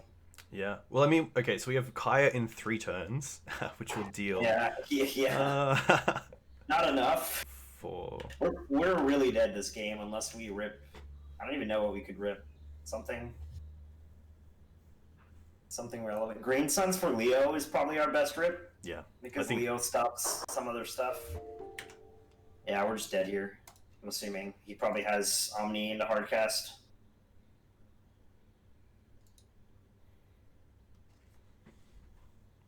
Ooh. Oh, he doesn't have it yet. We'll see. See what he finds. Yeah, and at least the Brainstorm without a fetch land is going to be a just draw. So yeah. I guess they also have Ponder. With the Omniscience out, it's a little bit harder. So Astrolabe to try to draw through. He doesn't have it, so that's good. Teferi bounce Astrolabe. The Astrolabe, recast it, yeah. Which isn't the worst because I guess Dryad Arbor deals with Teferi, so that's one piece. Yeah, true. He'd probably find. I mean, he's gonna have 3 cards. I'm sure one of them is a combo piece. He's gonna keep digging. And there goes Dryad Arbor plan. Yeah. Probably still worth getting. Okay, there's Emrakul. We're dead. Okay, well, unfortunate turn of events that we ran into this deck. That's what I did not want to see. Pyroblast is insane. Plague Engineer is worth it because of Ice Fang. Yeah, I think Plague's probably just better than a lot Sword of Splash is. Swords goes out for sure. Yep. Collector Oof is bad. I don't like turning off our own Moxes just for Astrolabe. Yeah. Life in the Loam is bad. It's too slow. Scavenging Ooze is do nothing. Yep. Cloth is terrible. That's pretty close. Yeah. Kaya is also pretty horrendous, but I guess it hits Astrolabe. Like, it's super kind of weak. It might even be better as like a... I don't know. I guess there's a world where Nissa is better than Kaya because it gets back like a something, like a Thalia or a Gaddock Teeg that got countered. Yeah, that's fair. It's also pretty terrible, but like most of our deck is terrible, so I don't know. Yeah, I think it's about as good as it gets, and you just mold to some kind of hate like Blast or Thalia. Yeah. And you hope to get a clock going with Blast backup and kill them before they combo. That's about your best bet. I'd love to play first. Snap mole this. Even with Leo, This hand is definitely not good enough. Wastelands are bad. Especially with Dried Arbor and Green Suns. We can't even... Yeah, Yeah. yeah. This hand is also not good enough, but you have to keep it, I think, because you have turn 1 library, and you Yeah. hope that gets you somewhere. Yeah. I think you.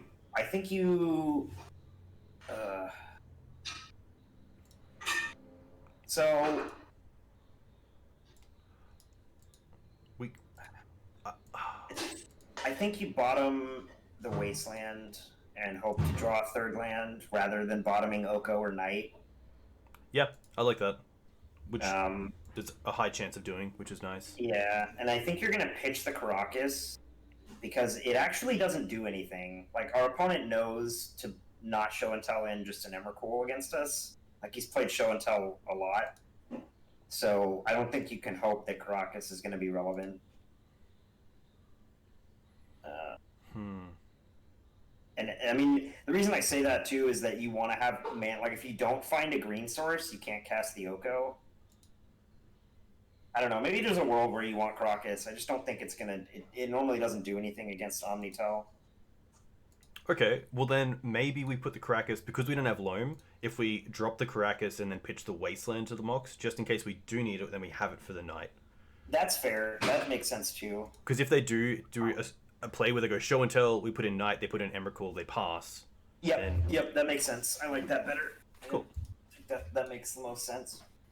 I think you want the fetch just so you maximize being able to play Oko or Knight if you want. Yeah, I like that a lot. So I guess we'll just get a Savannah or a Trop.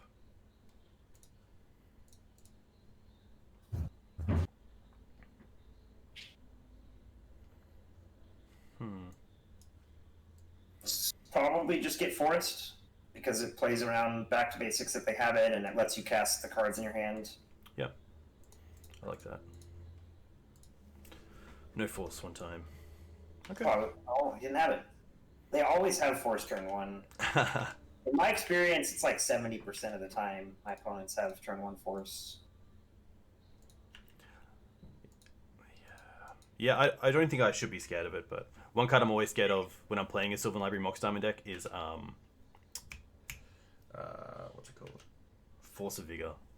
Yeah, I don't think he's gonna bring that in though, or even has it in his deck. If he brought it in, it'd be weird. I mean, he probably doesn't sideboard that much. I think you take 8 because you can. Like, he's not gonna pressure your life total. Yeah, so we take 8, we go down to 10 because we fetch, and then we can take another 2 off the library if we really need to. There's also a case... there's a world where you don't want double Oko, but I was going to say you cast Oko this turn, and so then you have a backup if he forces it. Okay, interesting. Then maybe the Engineer just isn't where I want to be? Well, you can... You have the Engineer for Ice Fangs, but I think you cast Oko first. So, like, if it were me, I would take 8. Okay. And I would fetch and play Oko. That's what I would do. Because against show and tell decks, I almost always take 8. Yeah, exactly. So Engineer, we brought in the Plague Engineers because we took out Swords to Plashes, and they kind of do the same thing in this matchup, but at least Plague Engineer also attacks, which is really nice. Yeah. You bring an Engineer primarily because you just don't have enough good cards.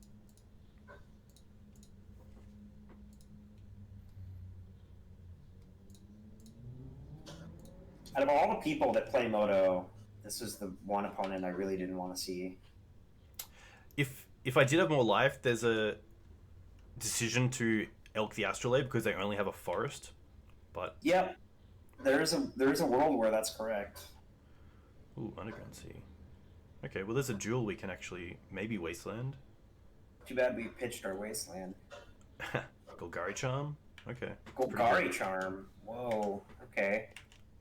That's a card I used to play a lot. Oh, that's too bad. All right. Well, I don't think that we hit his lave now that he has bug colors. Yeah, I think we just take up on the food, and I think we play Knight because best case is next turn we actually get to Wasteland the Underground Sea. Yeah, I think that's good.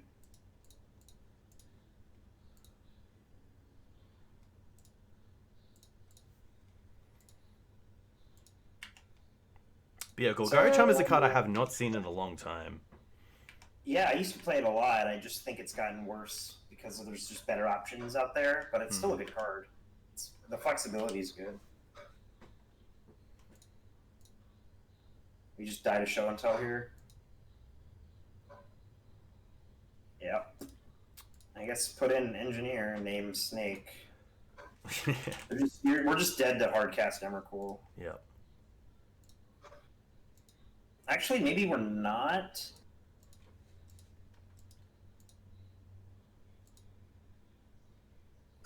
Because if they hardcast Emrakul... Oh no, we are dead because we're at 10. Never mind.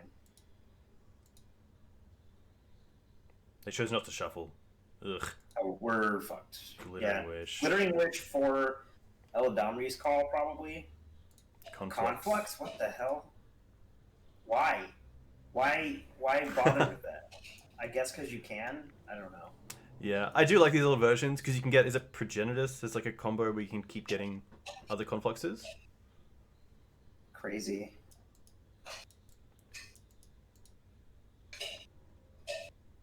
Well, this is too bad. Yeah, it's tough because Show is in a deck that you really want to put... Oh, okay. Okay. Or we're very dead. Yeah, it's just a tough one because it's not a deck that I want to put too many cards in the board for. Obviously, it's nice to have cards that cross over like Deafening Silence and Pyroblast, but... Yeah, it's one of those things. I have people ask me this question all the time, which is like, well, what about Show and Tell? And I'm like, I mean, you can load your board up with cards that are good against Show and Tell, but you're still going to lose because inherently the deck is just bad against Show and Tell and Omnitel, and there's not much you can do about it. Yeah. Like, the card Omniscience is the single best card against Loam decks, and there's really nothing you can do. Like, the nice part about playing this version is that you get Pyroblast, which is probably the best card in the matchup. But Definitely. we didn't get to find any. Yeah, it's also nice having Night of Autumn. Like, Night of Autumn there on the Omniscience would have been really nice. They could cast the Ice Wing for free, but no big creature. Yeah. Yeah, it's too bad. I mean, you just kind of chalk those matchups up to losses.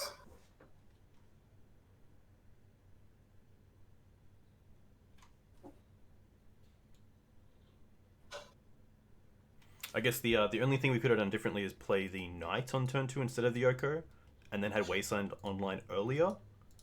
But it's just so hard to tell how the game's gonna play out. Yeah, I mean that's definitely fair. I was thinking we were playing around around Force of Will, but Ooh.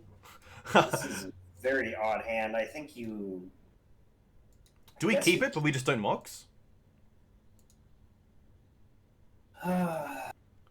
I think you keep this and you put a bird back and you Mox and play a bird. It's like kind of weird and bad against stuff like Lightning Bolt. Oh, I would have Moxed there. Ah, interesting, okay. Because it gives you more access to colors. Yeah, that's very true. What's this going to be? Oof.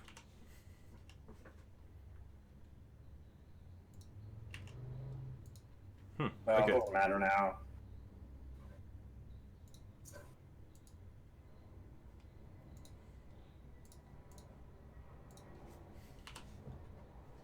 So you go.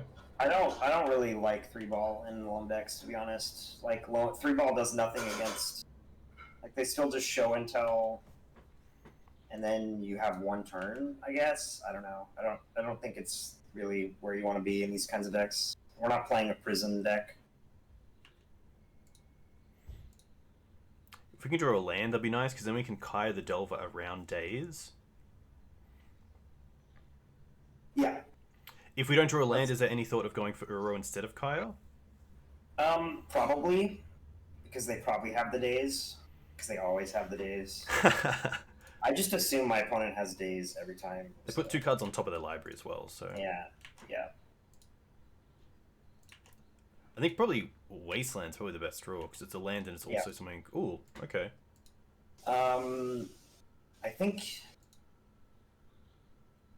I think you just Uro here. Yeah, definitely.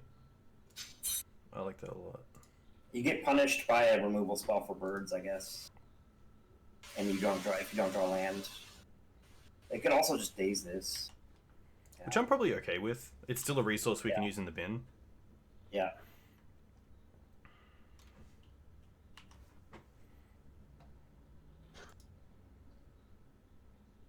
And at least they can't play Arcanist this turn and Bolt the Bird. Yeah. They're probably going to brainstorm, look for a bowl. Nope, they just play Arcanist. Okay. Just have to deal with it. Yep. I agree. The good news is, if we rip a land, we have Kaya around days. If we rip another land, we have Omnath. So, you know, we just gotta draw lands. And we have Uro in the bin, too, eventually. The problem is when they kill this bird, we're in trouble.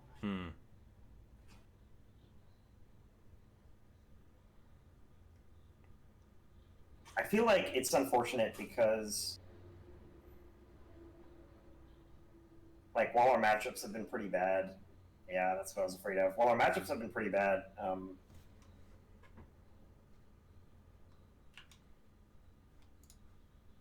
it's too bad. I think he just passed. Yeah, we don't have the mana, unfortunately, for Kaya. Yeah, I feel like the deck has performed much better than it has on this stream. Yeah, that's fair enough. I think as well when you have one mind as well, it's a little easier as well. That's okay. Waste our wasteland? I mean, that's fine.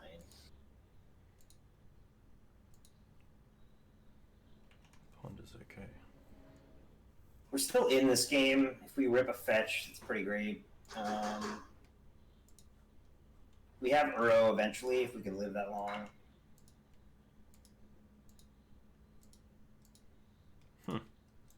It's an interesting play. I guess it makes sense. Unless they're like... Oh god, that's terrible for us. I was afraid of that. Now we're probably just hosed.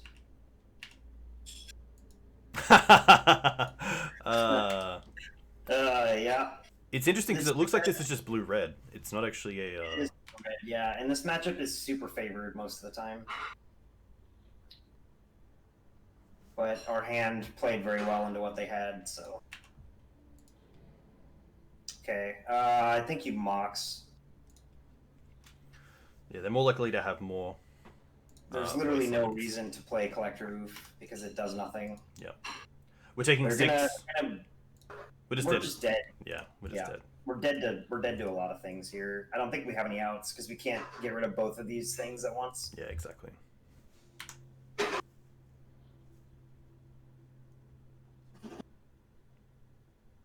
Might as well see if they play like a different burn spell. Yeah. Oh, that's too bad.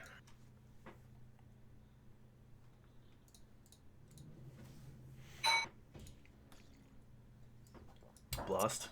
Nice. Blasts are great. Engineer is good. I don't bring in Thalia against Dover. Okay, interesting. It taxes your own removal. Yeah, okay. I don't bring in... I think you bring in Knight of Autumn because, well, Knight of Autumn isn't out to Blood Moon, which they'll often board in, but I don't know how much you care about that. Oof and Teeg definitely come out. Yep. I also would probably board out the Niv Mizzet. Yep. I don't mind the Omnath because for life is pretty huge. Yeah. And then you probably take out... I'd leave in the Loams. Okay.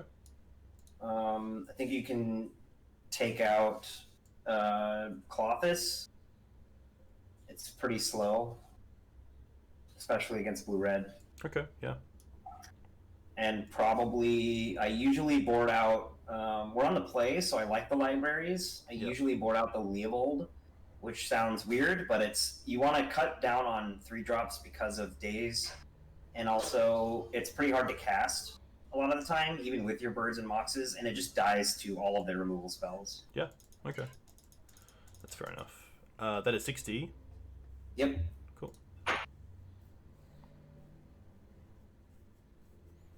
Yeah, I feel like Uro Omnath are really nice here, where we can just hopefully get to the mid-game and gain some life.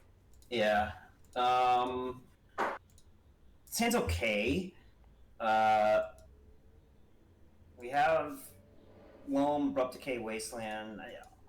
It's a little slow, but we have a Decay for their threat. This is close. Like, you would like to have acceleration on turn 1 against Delver. Yeah. Even an But- extra piece of disruption, like a Pyroblast, because I would hate to decay like a Delver and then next turn just lose to an Arcanist. Right. I don't think we even bother with decaying Delver. I think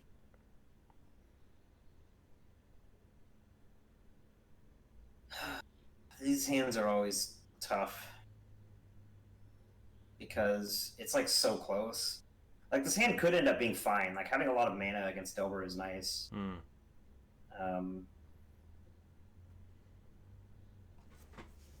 What's the role of Bog here? Is that like just a turn 1 play to get it tapped, or do you keep it? I think you keep it because you have Loam, and it's pretty decent against like Arcanist. Yeah. I mean, it's not great, obviously. It's better against Rug because it turns off Mandrills. Yeah.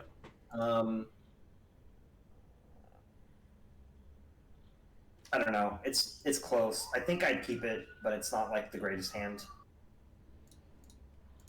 I think I keep it because you have a lot of colors and you can draw into a lot of gas, and we can you cast have everything we spell try on to. Loam. I think you probably just lead on a fetch. Yeah. This is one of those hands though where it's like kind of sketchy, but it's hard for me to throw it away. Okay. Nice. I'd snap off that Wasteland. Yeah, definitely. I'd love to see a shuffle here.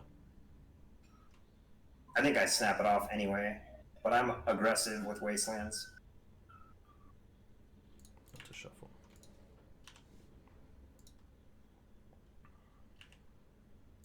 Swords is perfect. Nice. Yeah.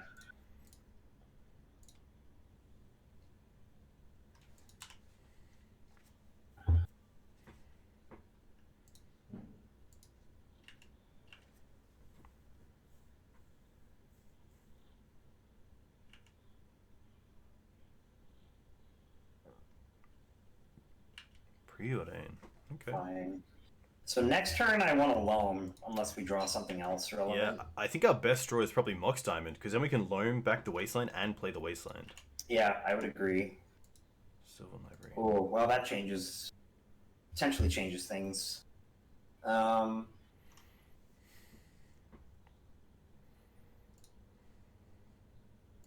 guess one thing I'm kind of scared of is play the library, they daze it, and then they Wasteland us off a land, which doesn't seem the worst, but I think Loam here is pretty good. We already have 3 things we want. Yeah, I think because they don't have any board presence, Loam is fine. I mean, it's bad against Force of Negation, but that's okay. So yeah, Savannah is fine. You want a black land. It's probably Underground Sea. But then it cuts you off green if they Wasteland you and force Maybe this Loam. The Bayou? Yeah, I guess Bayou's fine. You probably want the green over the blue if they force this Loam.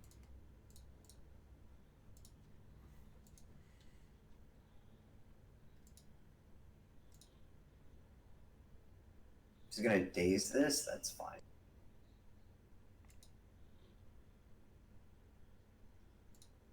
Yeah, Daze is actually quite nice because it puts them behind. Now we're really well set up, I think. We do have to discard here. I think you pitch... Just a fetch land? Yeah. Well, you need 4 colors for Omnath. I'm just debating. It's either fetch or the Bog. Yeah, maybe it is the Bog because these 2 cards cover Dreadhorde already. Yeah, I think Bog's fine for now. You can get it back if you want it. Nice.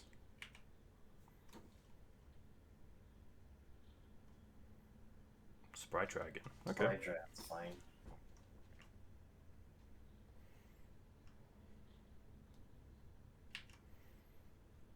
Don't Loam. No.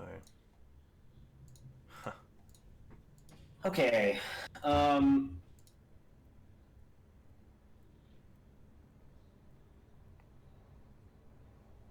Library's pretty nice here. Library and Wasteland to play around days. Yeah, I was thinking about Library Waste, but I also was thinking about developing mana towards Omnath, because if we resolve the Omnath, probably just winning the game. Um, but yeah, I think that's fine. Library and then play Waste first around days. Yeah. I'm not worried about the Sprite Dragon yet. I'd actually be pretty happy if they forced it, because it looks like they have a pretty aggressive plan. Yeah.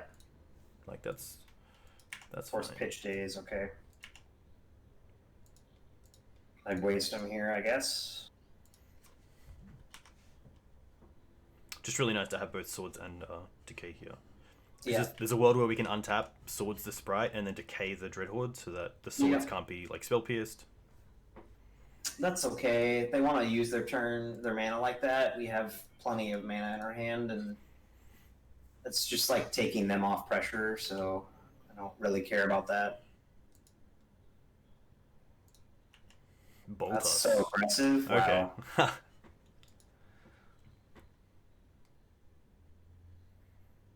I don't think you Loam here. We're going to have to deal with the Sprite Dragon now. Yeah. I think we just fetch now to play around any, like, Stifle shenanigans. I don't believe Stifle's going to be in here, but if we get the Underground Sea, then we can just hold up Decay. Yeah, I think you want to Decay the Sprite in case they have another force, and you get really punished. Yeah, exactly. And if we leave it for now, they might even try to, like, preordain or ponder pre-main phase just to pump up the Sprite Dragon. Yeah. Gonna go to blocks and see if they do anything. I would definitely do it before damage, though. Yeah, Probably exactly. Gonna you here. Yeah. They just got really aggressive, which might punish them. You go to 7 here. They have 2 cards in hand.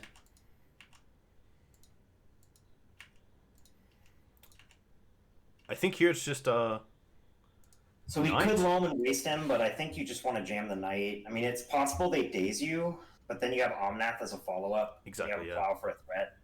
Yeah. They have 2 cards left. Like, if they have days, they have days.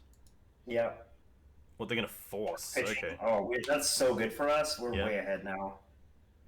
So they have no cards. We have a removal spell for a threat, and then we get to Omnath next turn with fetches.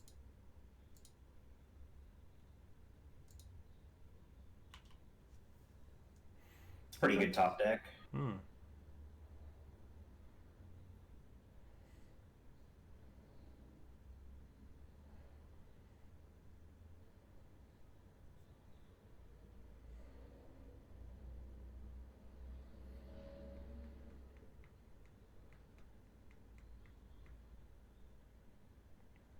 Yeah, being at 7 is always a little bit scary. I think we're fine. I'm not too worried. I think we're still pretty ahead. We'll see what they get off this brainstorm. They might... I'm hoping for, like, play a Delver. They just do nothing. Alright. Don't Loam. Ooh. So, this is interesting because I'm a little concerned about Daze being the card they kept. Yeah.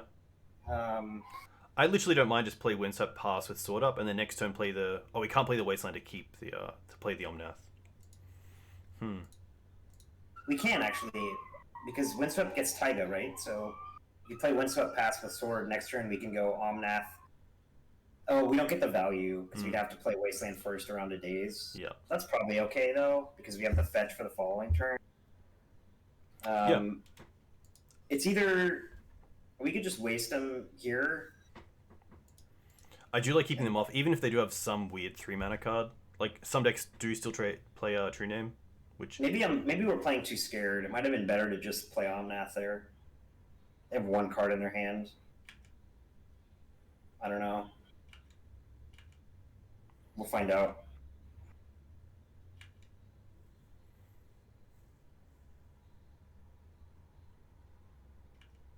Basic. Well,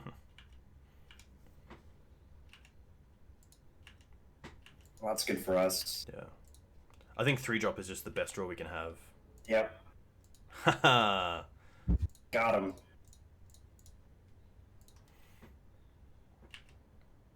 Nice. I wonder if they play Submerge, Probably. which isn't a big issue for us. I think we're definitely in front, but Yeah. something to think They're about. stuck on one land. They have no access to red right now. All right. I thought, oh, that is gas. Okay, so play. I think you have to play out the fetch to play. Wait, no, we don't. We don't need to because we have night. All right. Yep. So I just fetch out Taiga Yep. and jam it. All right. So we don't have access to Pyroblast this way. That's the disadvantage because we fetched the Taiga already, but there's nothing to do about it because we needed the red to cast this. Heyo. Sick. Don't Loam. All right, we get to play a land for the first time. Yeah. Nice. We were gonna get to do all three that turn. We didn't really show anything. We didn't show Pyroblast, which is nice. We didn't show Plague Engineer, so... Yeah, so on the draw, there's a consideration to board out some number of library for something else because it's bad versus days and stuff, but yeah. I don't know. I mean, I think it would just be take out a library for a Night of Autumn because if they bring in Blood Moon, it's your out, and also the life gain's okay. Yeah, okay. But I don't know. It's probably pretty irrelevant.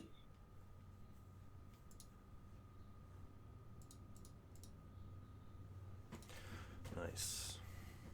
Ooh, Blast Zone's actually quite nice here, but not I think keep this hand because we have the way this deck functions. The top decks are so good that having access to this much mana to play around days on the draw is really good.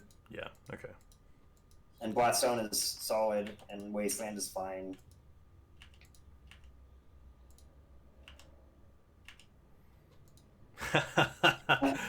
Fuck yeah. Okay, so I think you play out. The problem is we can't double bird because we don't have double green, so that's kind of frustrating. But I'm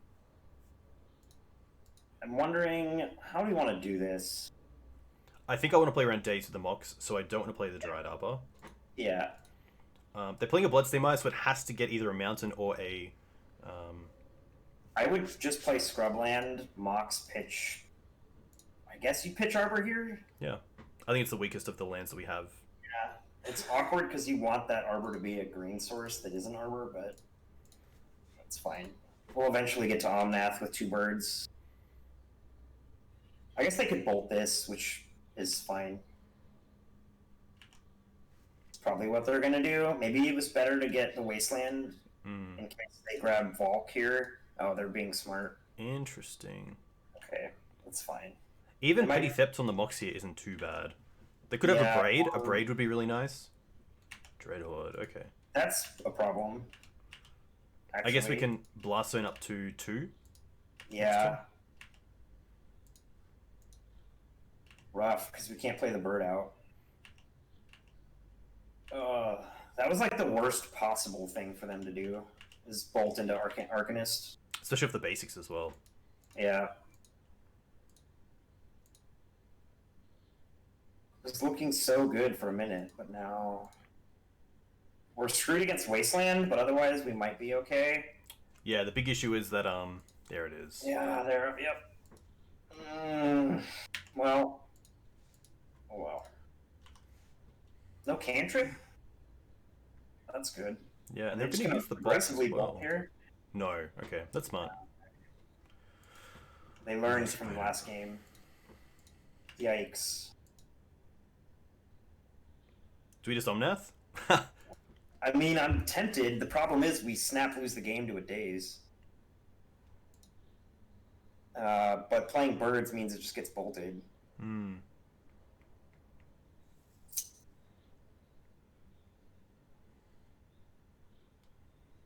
It's tough. I don't know that we can play around days here.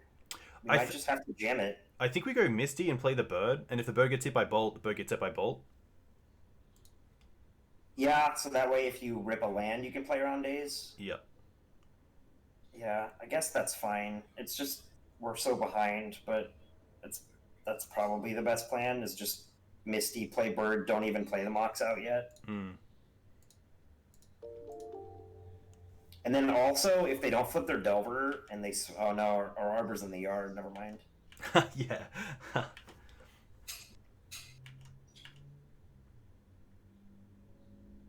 Just don't be a braid. Lightning bolt. Okay, that's pretty good as Oh well. god, their draws have been nutty. Because that means the Omnath is now not really relevant because it can just be bolt, Dreadhorde bolt. Yep. Well, they're gonna use a bolt on the bird here, probably.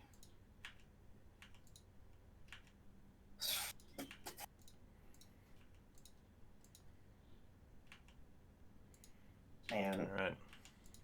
Well, they had a pretty nut draw hand here. That's not bad. So one card is bolt in the hand, and then they have unknown.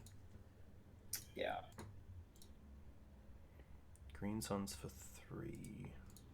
The knight is exactly a 6/6. If we get knight, which dies to double bolt. Maybe it's just Uro? I was thinking about that. Uro buys us some time, and then we can't cast it with the Scrubland, but it gets close. Yeah.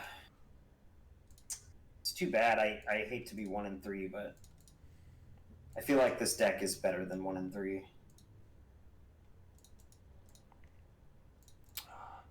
I swear I clicked on Trop.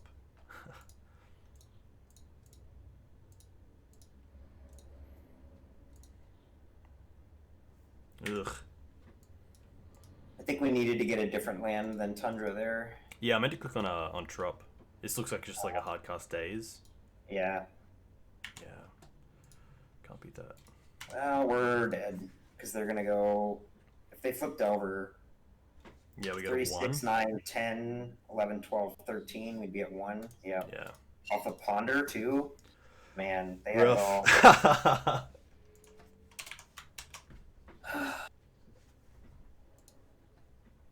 I really do believe this deck is good. This is not the best showing. But... Yeah, I'm just grinding out the losses for you so you can take it to a 5-0 after this league.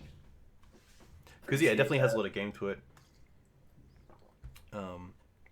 There have been a few hands where it just happens with green decks where you kind of draw the wrong half of the deck, or you don't draw the right half. But I think this deck has a lot of play to it, especially in the board, that you can bring in enough cards that you're gonna see the right half of the deck. If you can win that sort of early game to then go to the mid to late game. Yeah. Have we resolved a red card? Yeah, Omnath. Yeah, we resolved Clothis And Clothis. And Pyroblast. Well, we had Pyroblast in our hand. Oh my god. Man, this is the worst luck stream in your life because this guy plays Mono Red Sneak. So Oh, actually? Yeah. Classic. So we're just stone fucked. Alright, well I'm gonna mulligan this then. I mean, he played it the last time I ran into him. I guess we keep, I don't know, we keep this? Pitch a Loam? Yep. I'm sorry. No, that's fine. Like, I've actually... I think the last time I played against Mono Red Sneak was... I'm gonna say GP Vegas. Oh, we drew the Dry Oh my god. That was my plan! Oh no! This is so bad. Oh my god. We're so dead. I just want to concede the match. I kind of just want to play the Dried Arbor out so we have it online. Yeah, why the hell not? They're not going to get rid of it. They're just going to play Ancient Tomb, Spirit Guide, Sneak and Show, whatever. Okay. Ooh. Hey, seems that's really the best relevant. card on the deck. Okay. That's really good, actually. That's like your best card in the whole deck for this matchup. So, Savannah? I guess I could get Tundra? You probably want Scrubland. Ah, Scrubland. Okay, yeah, that makes sense. Cool. Look at that. Alright, we're in it, sort of. I We're not anymore. love the enthusiasm. Hey, you know. Oh, they conceded! Yes! Yes! Oh my gosh. Well, Okay, well, is there any reason to believe this isn't Mono Red Sneak and it's some sort of like Belcher deck? I played him earlier today and he Actually, was on Mono Red Sneak. yeah, And that's Mono Red. So. I think the Mountain gives away that they're not on Belcher. I don't think they could beat Teeg game 1 if their whole plan is sneak attack. Yeah. Like they can't actually play their deck. Nice. Nice. So, there it is. Look at that. Little bit of belief. A little bit. Night and So Deafening Silence? our deck is fucking trash, but yeah. Thalia. I don't know. Board out stuff. How good are Decays? They play Blood Sun and probably Blood Moon, so they're okay. Plow is trash. I'm gonna quickly see. Yeah, maybe it's Belcher. It's possible it's Belcher. I mean, if it's Belcher, we're still boarding in good cards. So But I think the Mountain gave away that it's not Belcher. yeah, I agree. Yeah, Plow is really bad. It hits the worm, and that's it. I guess. I don't know. Maybe you want some number in if they sneak attack a worm in, and you can hit. I don't know. It's bad. The whole deck's bad. Clothis is garbage. Loam? Loam is garbage. Yep. Kaya is garbage. Yeah. Leo doesn't really do anything. Leo. Yeah, we're at 60 now. I think you'd Is rather have. What do they attack with? Is there any reason to have Plague Engineer as just a Death Touch 3/3? Is that better than Leovold?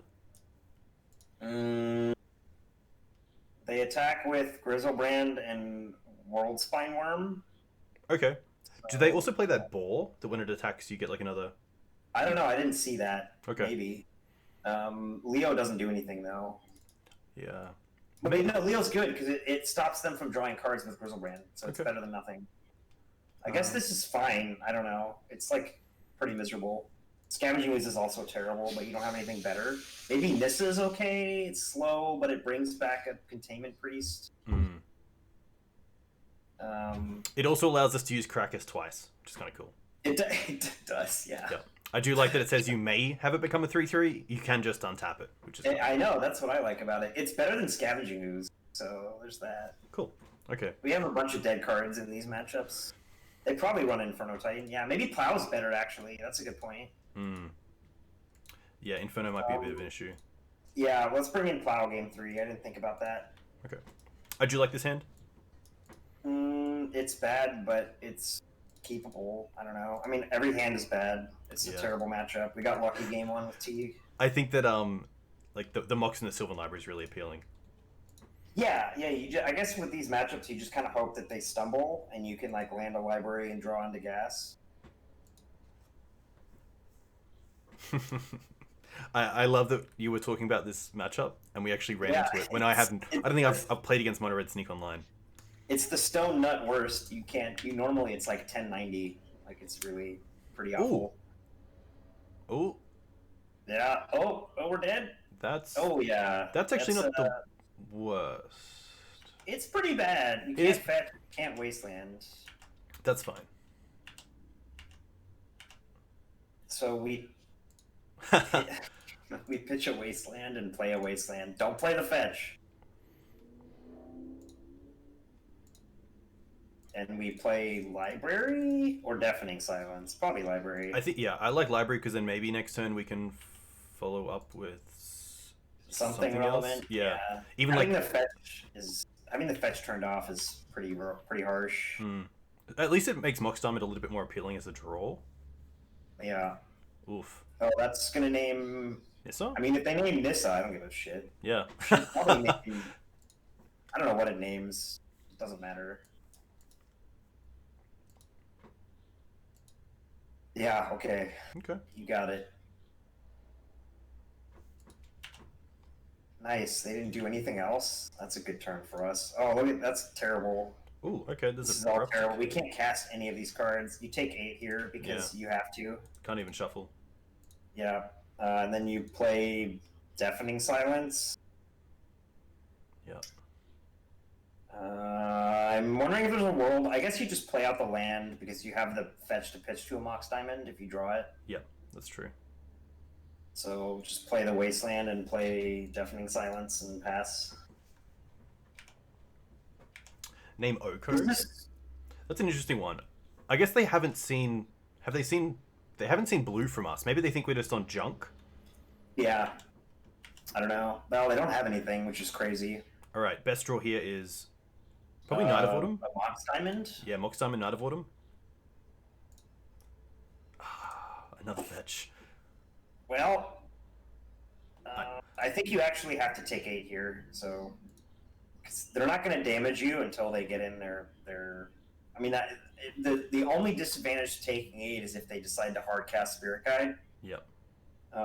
But you have to dig through your deck to find something because right now you can't do anything. Yeah. Like this hand does absolutely nothing. So these are the kinds of matchups where like Force of Vigor is nice, and I was playing that, but I'm playing Knight of Autumn instead. So I don't know. I guess Force of Vigor is really good in these kinds of matchups. Okay, just a pass from our opponent's really nice. Come on, yes! Oh, nice. Nice. Okay. Okay. So we put that stuff on top. We play out the Taiga. We can decay their Blood Sun, which I would just do now. And take out the city. Yep.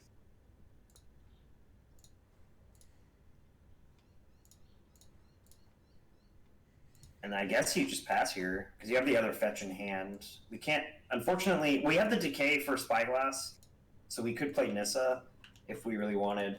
But I think Omnath is probably the play next turn. Yeah, okay. Off the double fetch, depending on what we find. I'd fetch here. Yeah, I don't want to find that bird or Waterlord Grove again. Yeah. So we have... I just get like a Trop or a Bayou, I guess. Yep. No, wait, does Bayou do it? Yeah, but it doesn't matter. Trop Bayou. It doesn't... I mean, we have all the mana, so it's fine. Ooh, that Knight's potentially better than the Omnath. Yeah, it also means that Omnath coming down next turn gains us some life. Yeah. I'm trying to think. I guess, yeah, you put the bird and the scrubland back, and you play out the fetch, and you play Knight. I probably just use the Wasteland here, and then hold up to K. Yeah. In case of, like, Blood Moon or something, or another Blood Sun. So I can get Bayou. I would do it off the Mox. Don't fetch yet. Okay. I mean, like, there's no reason to fetch right now. So you just go Wasteland, Taiga, Mox, play Knight. Yeah. The fetch grabs Bayou if you need decay.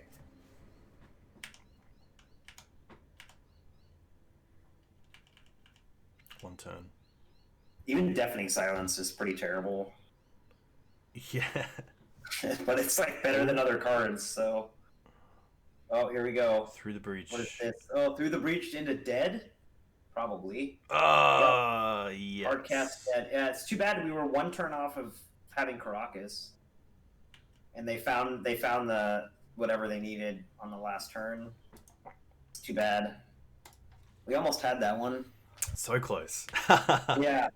Okay, so now that I think that they are on Inferno Titan, so I think you actually want the plows. Yeah. Over potentially other stuff. So, like, I don't know how good Omnath and Niv Mizzet are. They're very slow. How good's Collector Oof? Terrible. Yeah. I think you probably want the third plow over something else. Like, are we ever casting Niv Mizzet into anything? No. I like this. Probably not. Yeah. This fine. is I mean, there's still some dead cards, but it's like, what can you do? Yep.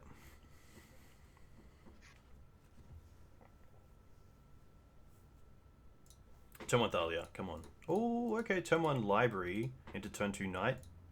Yeah, I mean, so the issue is, like, you ideally want a mulligan to Containment Priest or Gaddock Teeg. But with this hand, it's hard to say no. Like, turn 1 Library is pretty solid. And you have the decay if they Blood Sun you. Yeah. I guess you keep this. It's, like, not impressive, but... I guess turn 1 Blood Moon is the big thing here. Yeah, I mean, you have a Mox.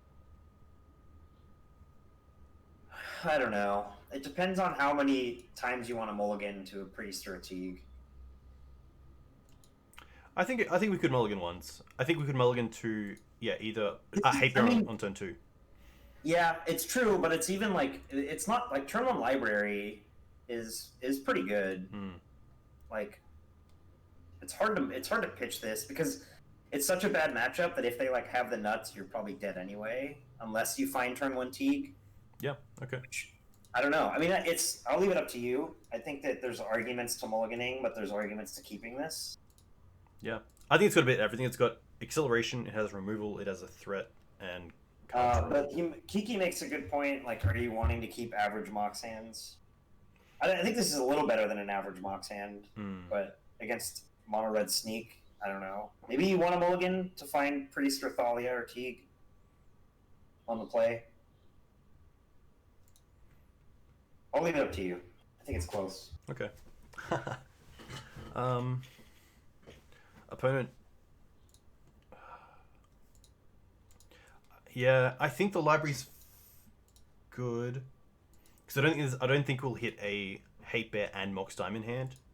Like, they don't normally turn 1 you because it's hard for them to go. Like, they'd have to have like Tomb, Double Spirit Guide, Sneak Attack, Petal, or something. I don't know. So like their best turn 1 is like turn 1 Blood Sun, which is not great against our hand. Yeah. So there's a pretty good chance you're gonna at least get a look at 3 cards before you die. Yeah, which I think is why I'm gonna keep this. Yeah, and then if you get to find a green sign, you can green sun for Teeg. Yeah, exactly. That's pretty nice.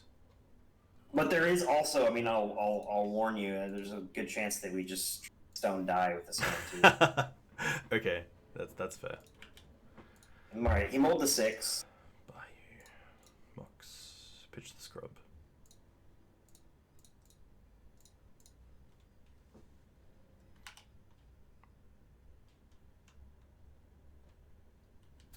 Alright, what do you got? Just don't be soul land. Please don't be soul land. Tap land would be perfect. I would love to see tap land. Or just a mountain. Okay. Nice. Good for us. Grove. Okay, there's a 3rd land. Ooh. I think you... I think you... Pay 8 and just pitch the Grove? I think you take 8 here. I think you play the Mox around the Blood Moon. Yeah, I like that. I don't know how much value Waterlogged Grove is going to give you this game. You probably jam the Knight here, although there's an argument to holding up Plow for like some insane turn 2, but you probably just want the Knight on the table. Yeah, I really like having Caracas, at least trying to get to it. Yeah. Like, our opponent could have, okay, no Soul Land, which is really nice for us. And we have the Decay for Spyglass. Spyglass on Coder is fine. Yeah. It's nice because we get to hold up Abrupt Decay and Swords. Yep. And Caracas, because we decay Spyglass. Yeah.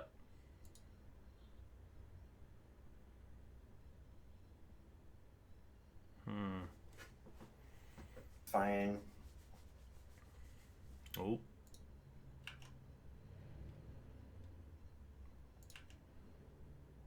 Come on, Green Suns. That's pretty garbage. Yeah, I think we just keep the fetch. Yeah. Play the fetch. So the question is, are we playing a second Knight? I don't think so. Yeah, I think we want to pass. Yeah. And the plan is decaying the Spyglass at the end of their turn, or during their turn at some point. And leaving up Knight to get Caracas.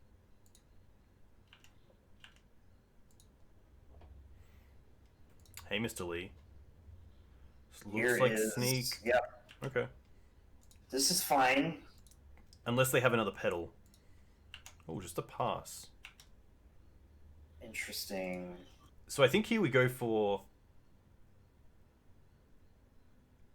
Wasteland doesn't really do anything because they have multiple red sources. Yeah. I think we decay Spyglass at the end of their turn. That's the first thing we do. Yep. Because we just need to get rid of that anyway.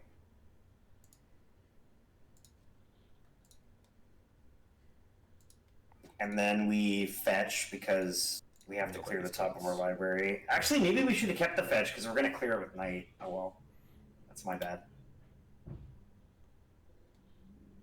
It doesn't really matter. I think you just get Caracas now. Yep. Because just to use the mana. Yeah, there's also some thought of maybe turning off Blood Sun, so they can't go like Blood Sun and then activate sneak attack. I mean, by getting a Wasteland. Yeah. Well, I don't know how much Wasteland's doing here. Like, my thought was that you want to start pressuring with Knight, and getting Caracas lets you keep up, like, Caracas Plow or whatever. Yeah, I don't know. It's. We really need to find something this turn off the library, like a Green Sun's like foot. Green Sun would be great. Yeah. That's not gonna do it. I guess keep the decay and plan to. See, now it gets awkward because we really want to shuffle that, but we also want to start attacking. So we could play Knight. I think I like playing Knight here. Yeah. And then leaving up both Plow and Caracas. Yeah. And not attacking because we're gonna get to 18 pretty quickly. Yeah, so actually if we get Wasteland in our turn, we then have lethal and swing back anyway, so we just have to survive this turn. Yep. Which there's a good chance we don't, but maybe we do. They just don't have it? Holy shit. I guess they could have it for our turn, but... Possibly. Do we just get Wasteland here, or do you want to get a Knightable land? I wanted to get the Wasteland because if they don't have anything, then we can Wasteland ourselves for lethal to make them 9/9s, which is 18. Yeah, the problem there is that you're wasting the Caracas. Yes. These have been terrible choices. Alright, now at least you don't have to waste the Caracas. In fact, you can just waste the Wasteland. Yeah, that's very true. Or actually, wait, so the fetch gets them 8, and then the waste gets them 9. You can waste their tomb. I guess we do that, right? Do we just go for it? We have Caracas plus a Plow for whatever they might sneak in. Yeah, I'm pretty happy just to attack here. Yeah, make sure you fetch before damage. Yeah. Ooh. Okay. Is it Spirit Guide? Oh, nothing? Oh, a fake out? Do they just don't have it? Are we going to win against the literal 10% matchup? Wow.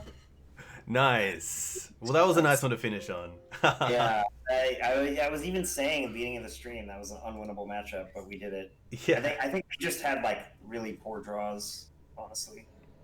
We stole game 1 with Teeg, and then I think game 3 they just didn't find it. Yeah, exactly. Yeah. So that was nice. So I think we ran against some really awful matchups in general. I think the Ninjas match could have been a win potentially. Yeah, I think just making sure that like before the actual match we were aware of how much time talking through the match can take up. Yeah. What else did we play? Oh yeah, the Blue Red Delver. That's normally a really good matchup for these kinds of decks, but our opponent had a great hand game 3 on the play, and that you can't lose. When your opponent goes like Delver Arcanist and you don't have the removal early.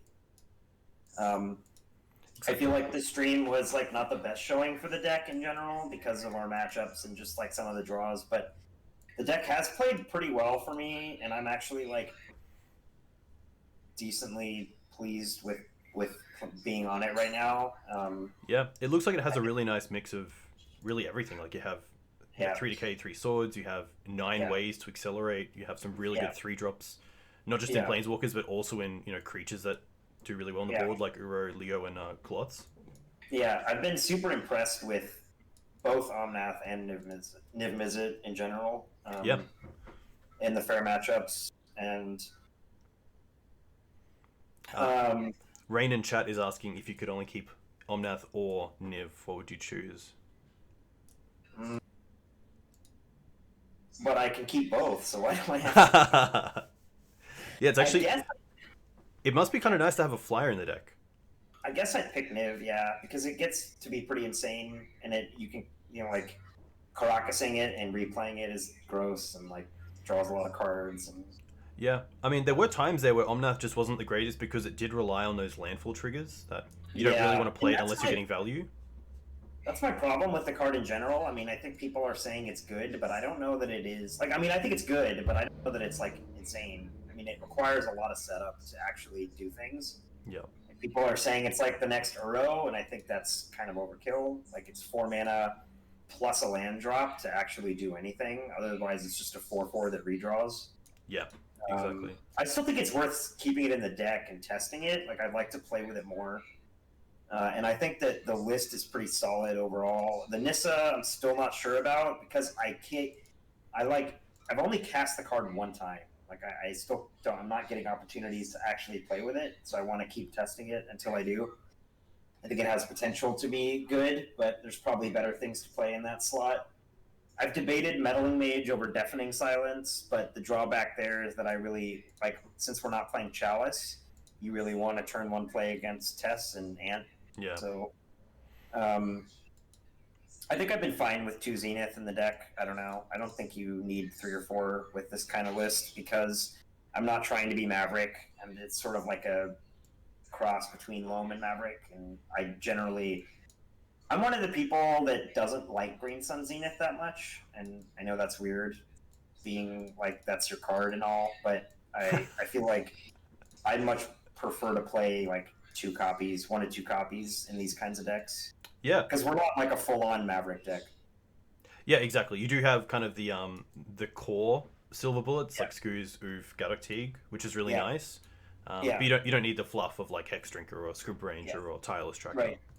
Yeah. And I think overall what I've been finding in my play with the deck and also even in this stream is like one of the things I was worried about originally playing a 5-color deck is the mana going to be like good enough? And I really haven't had too much of an issue at all. Like 4 birds, 4 mocks. It's been pretty easy to hit all my colors consistently. Yeah, definitely. I think if anything, it was just a case of not having the mana, not having the colors. That was the issue. Yeah. The main issue with these decks, and it's the same problem with 4-color Loam, is that you, like you were saying earlier, there is a tendency to draw the wrong half of the deck. Depending on the matchup, right? So, like, if you're playing against a grindier deck, maybe you're drawing like Plows and Knights, or if you're playing against Delver, you're drawing like your expensive cards. Yeah, or like Collector Oof against Elves. Right. Yeah. So it's just like kind of a tendency to you have to. I think there is a little bit of variance, but that's just natural when you're playing a deck that doesn't have like Brainstorm and Ponder. So. Yeah. And I think you probably find the same thing with Maverick. Yeah, you just have to kind of accept it. Yeah. Which it comes with its drawbacks, but also it comes with its powerful cards. Like having Oof against Elves obviously isn't great, but having 4 Green Suns and a Collector Oof against something like Tess or like Urza Stompy, it's really nice to have that one of. So with the wins, you got to take the losses. Yeah. But I think it's cool. Like Legacy's in a spot right now where people are just trying stuff. So I'm not saying that this deck is like optimal and uber competitive, but I think I have a lot of fun playing it, and I think it's competitive enough. Yeah. To like, I've definitely been running most of my leagues. So.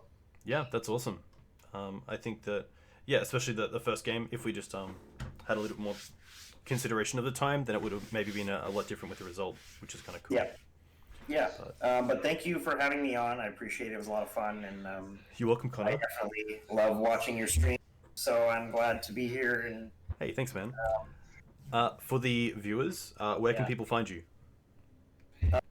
I don't have a Twitter account. It's just LoamerBoy. I sometimes stream. I haven't streamed in a while, but I plan on doing so at some point soon. I have trouble with streaming because I'm really bad at playing when I stream, and I get frustrated and tilted, and it's not fun for people. So I'm trying to figure out how to reconcile that because I do enjoy the process of streaming, but I get tilted easily when I don't play as well as I do when I'm on my own. Yeah, that's fair enough. It is even mentally when you're streaming and you're also like with chat and you're also commenting on what you're doing. There's a lot more to it than just like sitting down and playing a game of Magic. Yeah, I'm just one of those people that's like I'm really hard on myself because I pride myself in being a high level player who like often does pretty well. Yeah, I see you in those trophy lists. Yeah, and so like when I mess up on stream, it's like hard for me to bounce back, and I think I just have to learn to differentiate streaming as like a fun thing rather than a thing I'm trying to be competitive with. But yeah, I stream sometimes, and then I'm the admin of the Loam Facebook group. Find me there or Discord, but I've tried to stay away from getting a Twitter. So yeah, no, that's fair enough. Cool. I'm gonna quickly see who else is playing Legacy and if we can raid anyone. Usually the Legacy pit's on. Yeah. I think the Brazilian guy Romario Yeah. Vidal Yeah. is Raid Mario. Oh, cool. He's playing elves, which is nice. Nice. All right. A huge thank you once again, Connor. Yeah. Thank you. Good luck with the list in the future. I'm sure we'll see it in the 5.0 Yeah. list. Eventually. But thank you everyone who came in and watched as well. You can find Yeah, this recording on thanks, YouTube, of course. Yeah. Enjoy your weekends. We'll see you next time. Cheers. Thanks. I'll talk to you soon, man. Thank you. Thanks. Yep. Tap the cradle until after Oof resolves, because that nets you one. Oh, yeah. But Thanks, Doug and Connor. They just rated us for 56. You just get hoof, right? Yeah, you end the game here. Okay.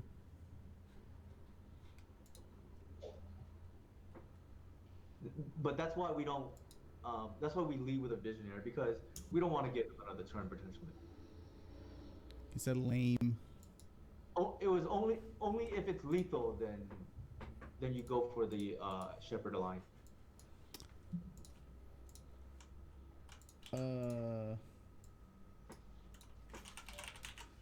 Okay, so we know they're on a combo deck now. So No oof. you can take. Huh? I said no oof and no bog. Those are easy cuts, which is kind of why I like them in the main deck. It makes things easier for sideboarding purposes because you have more room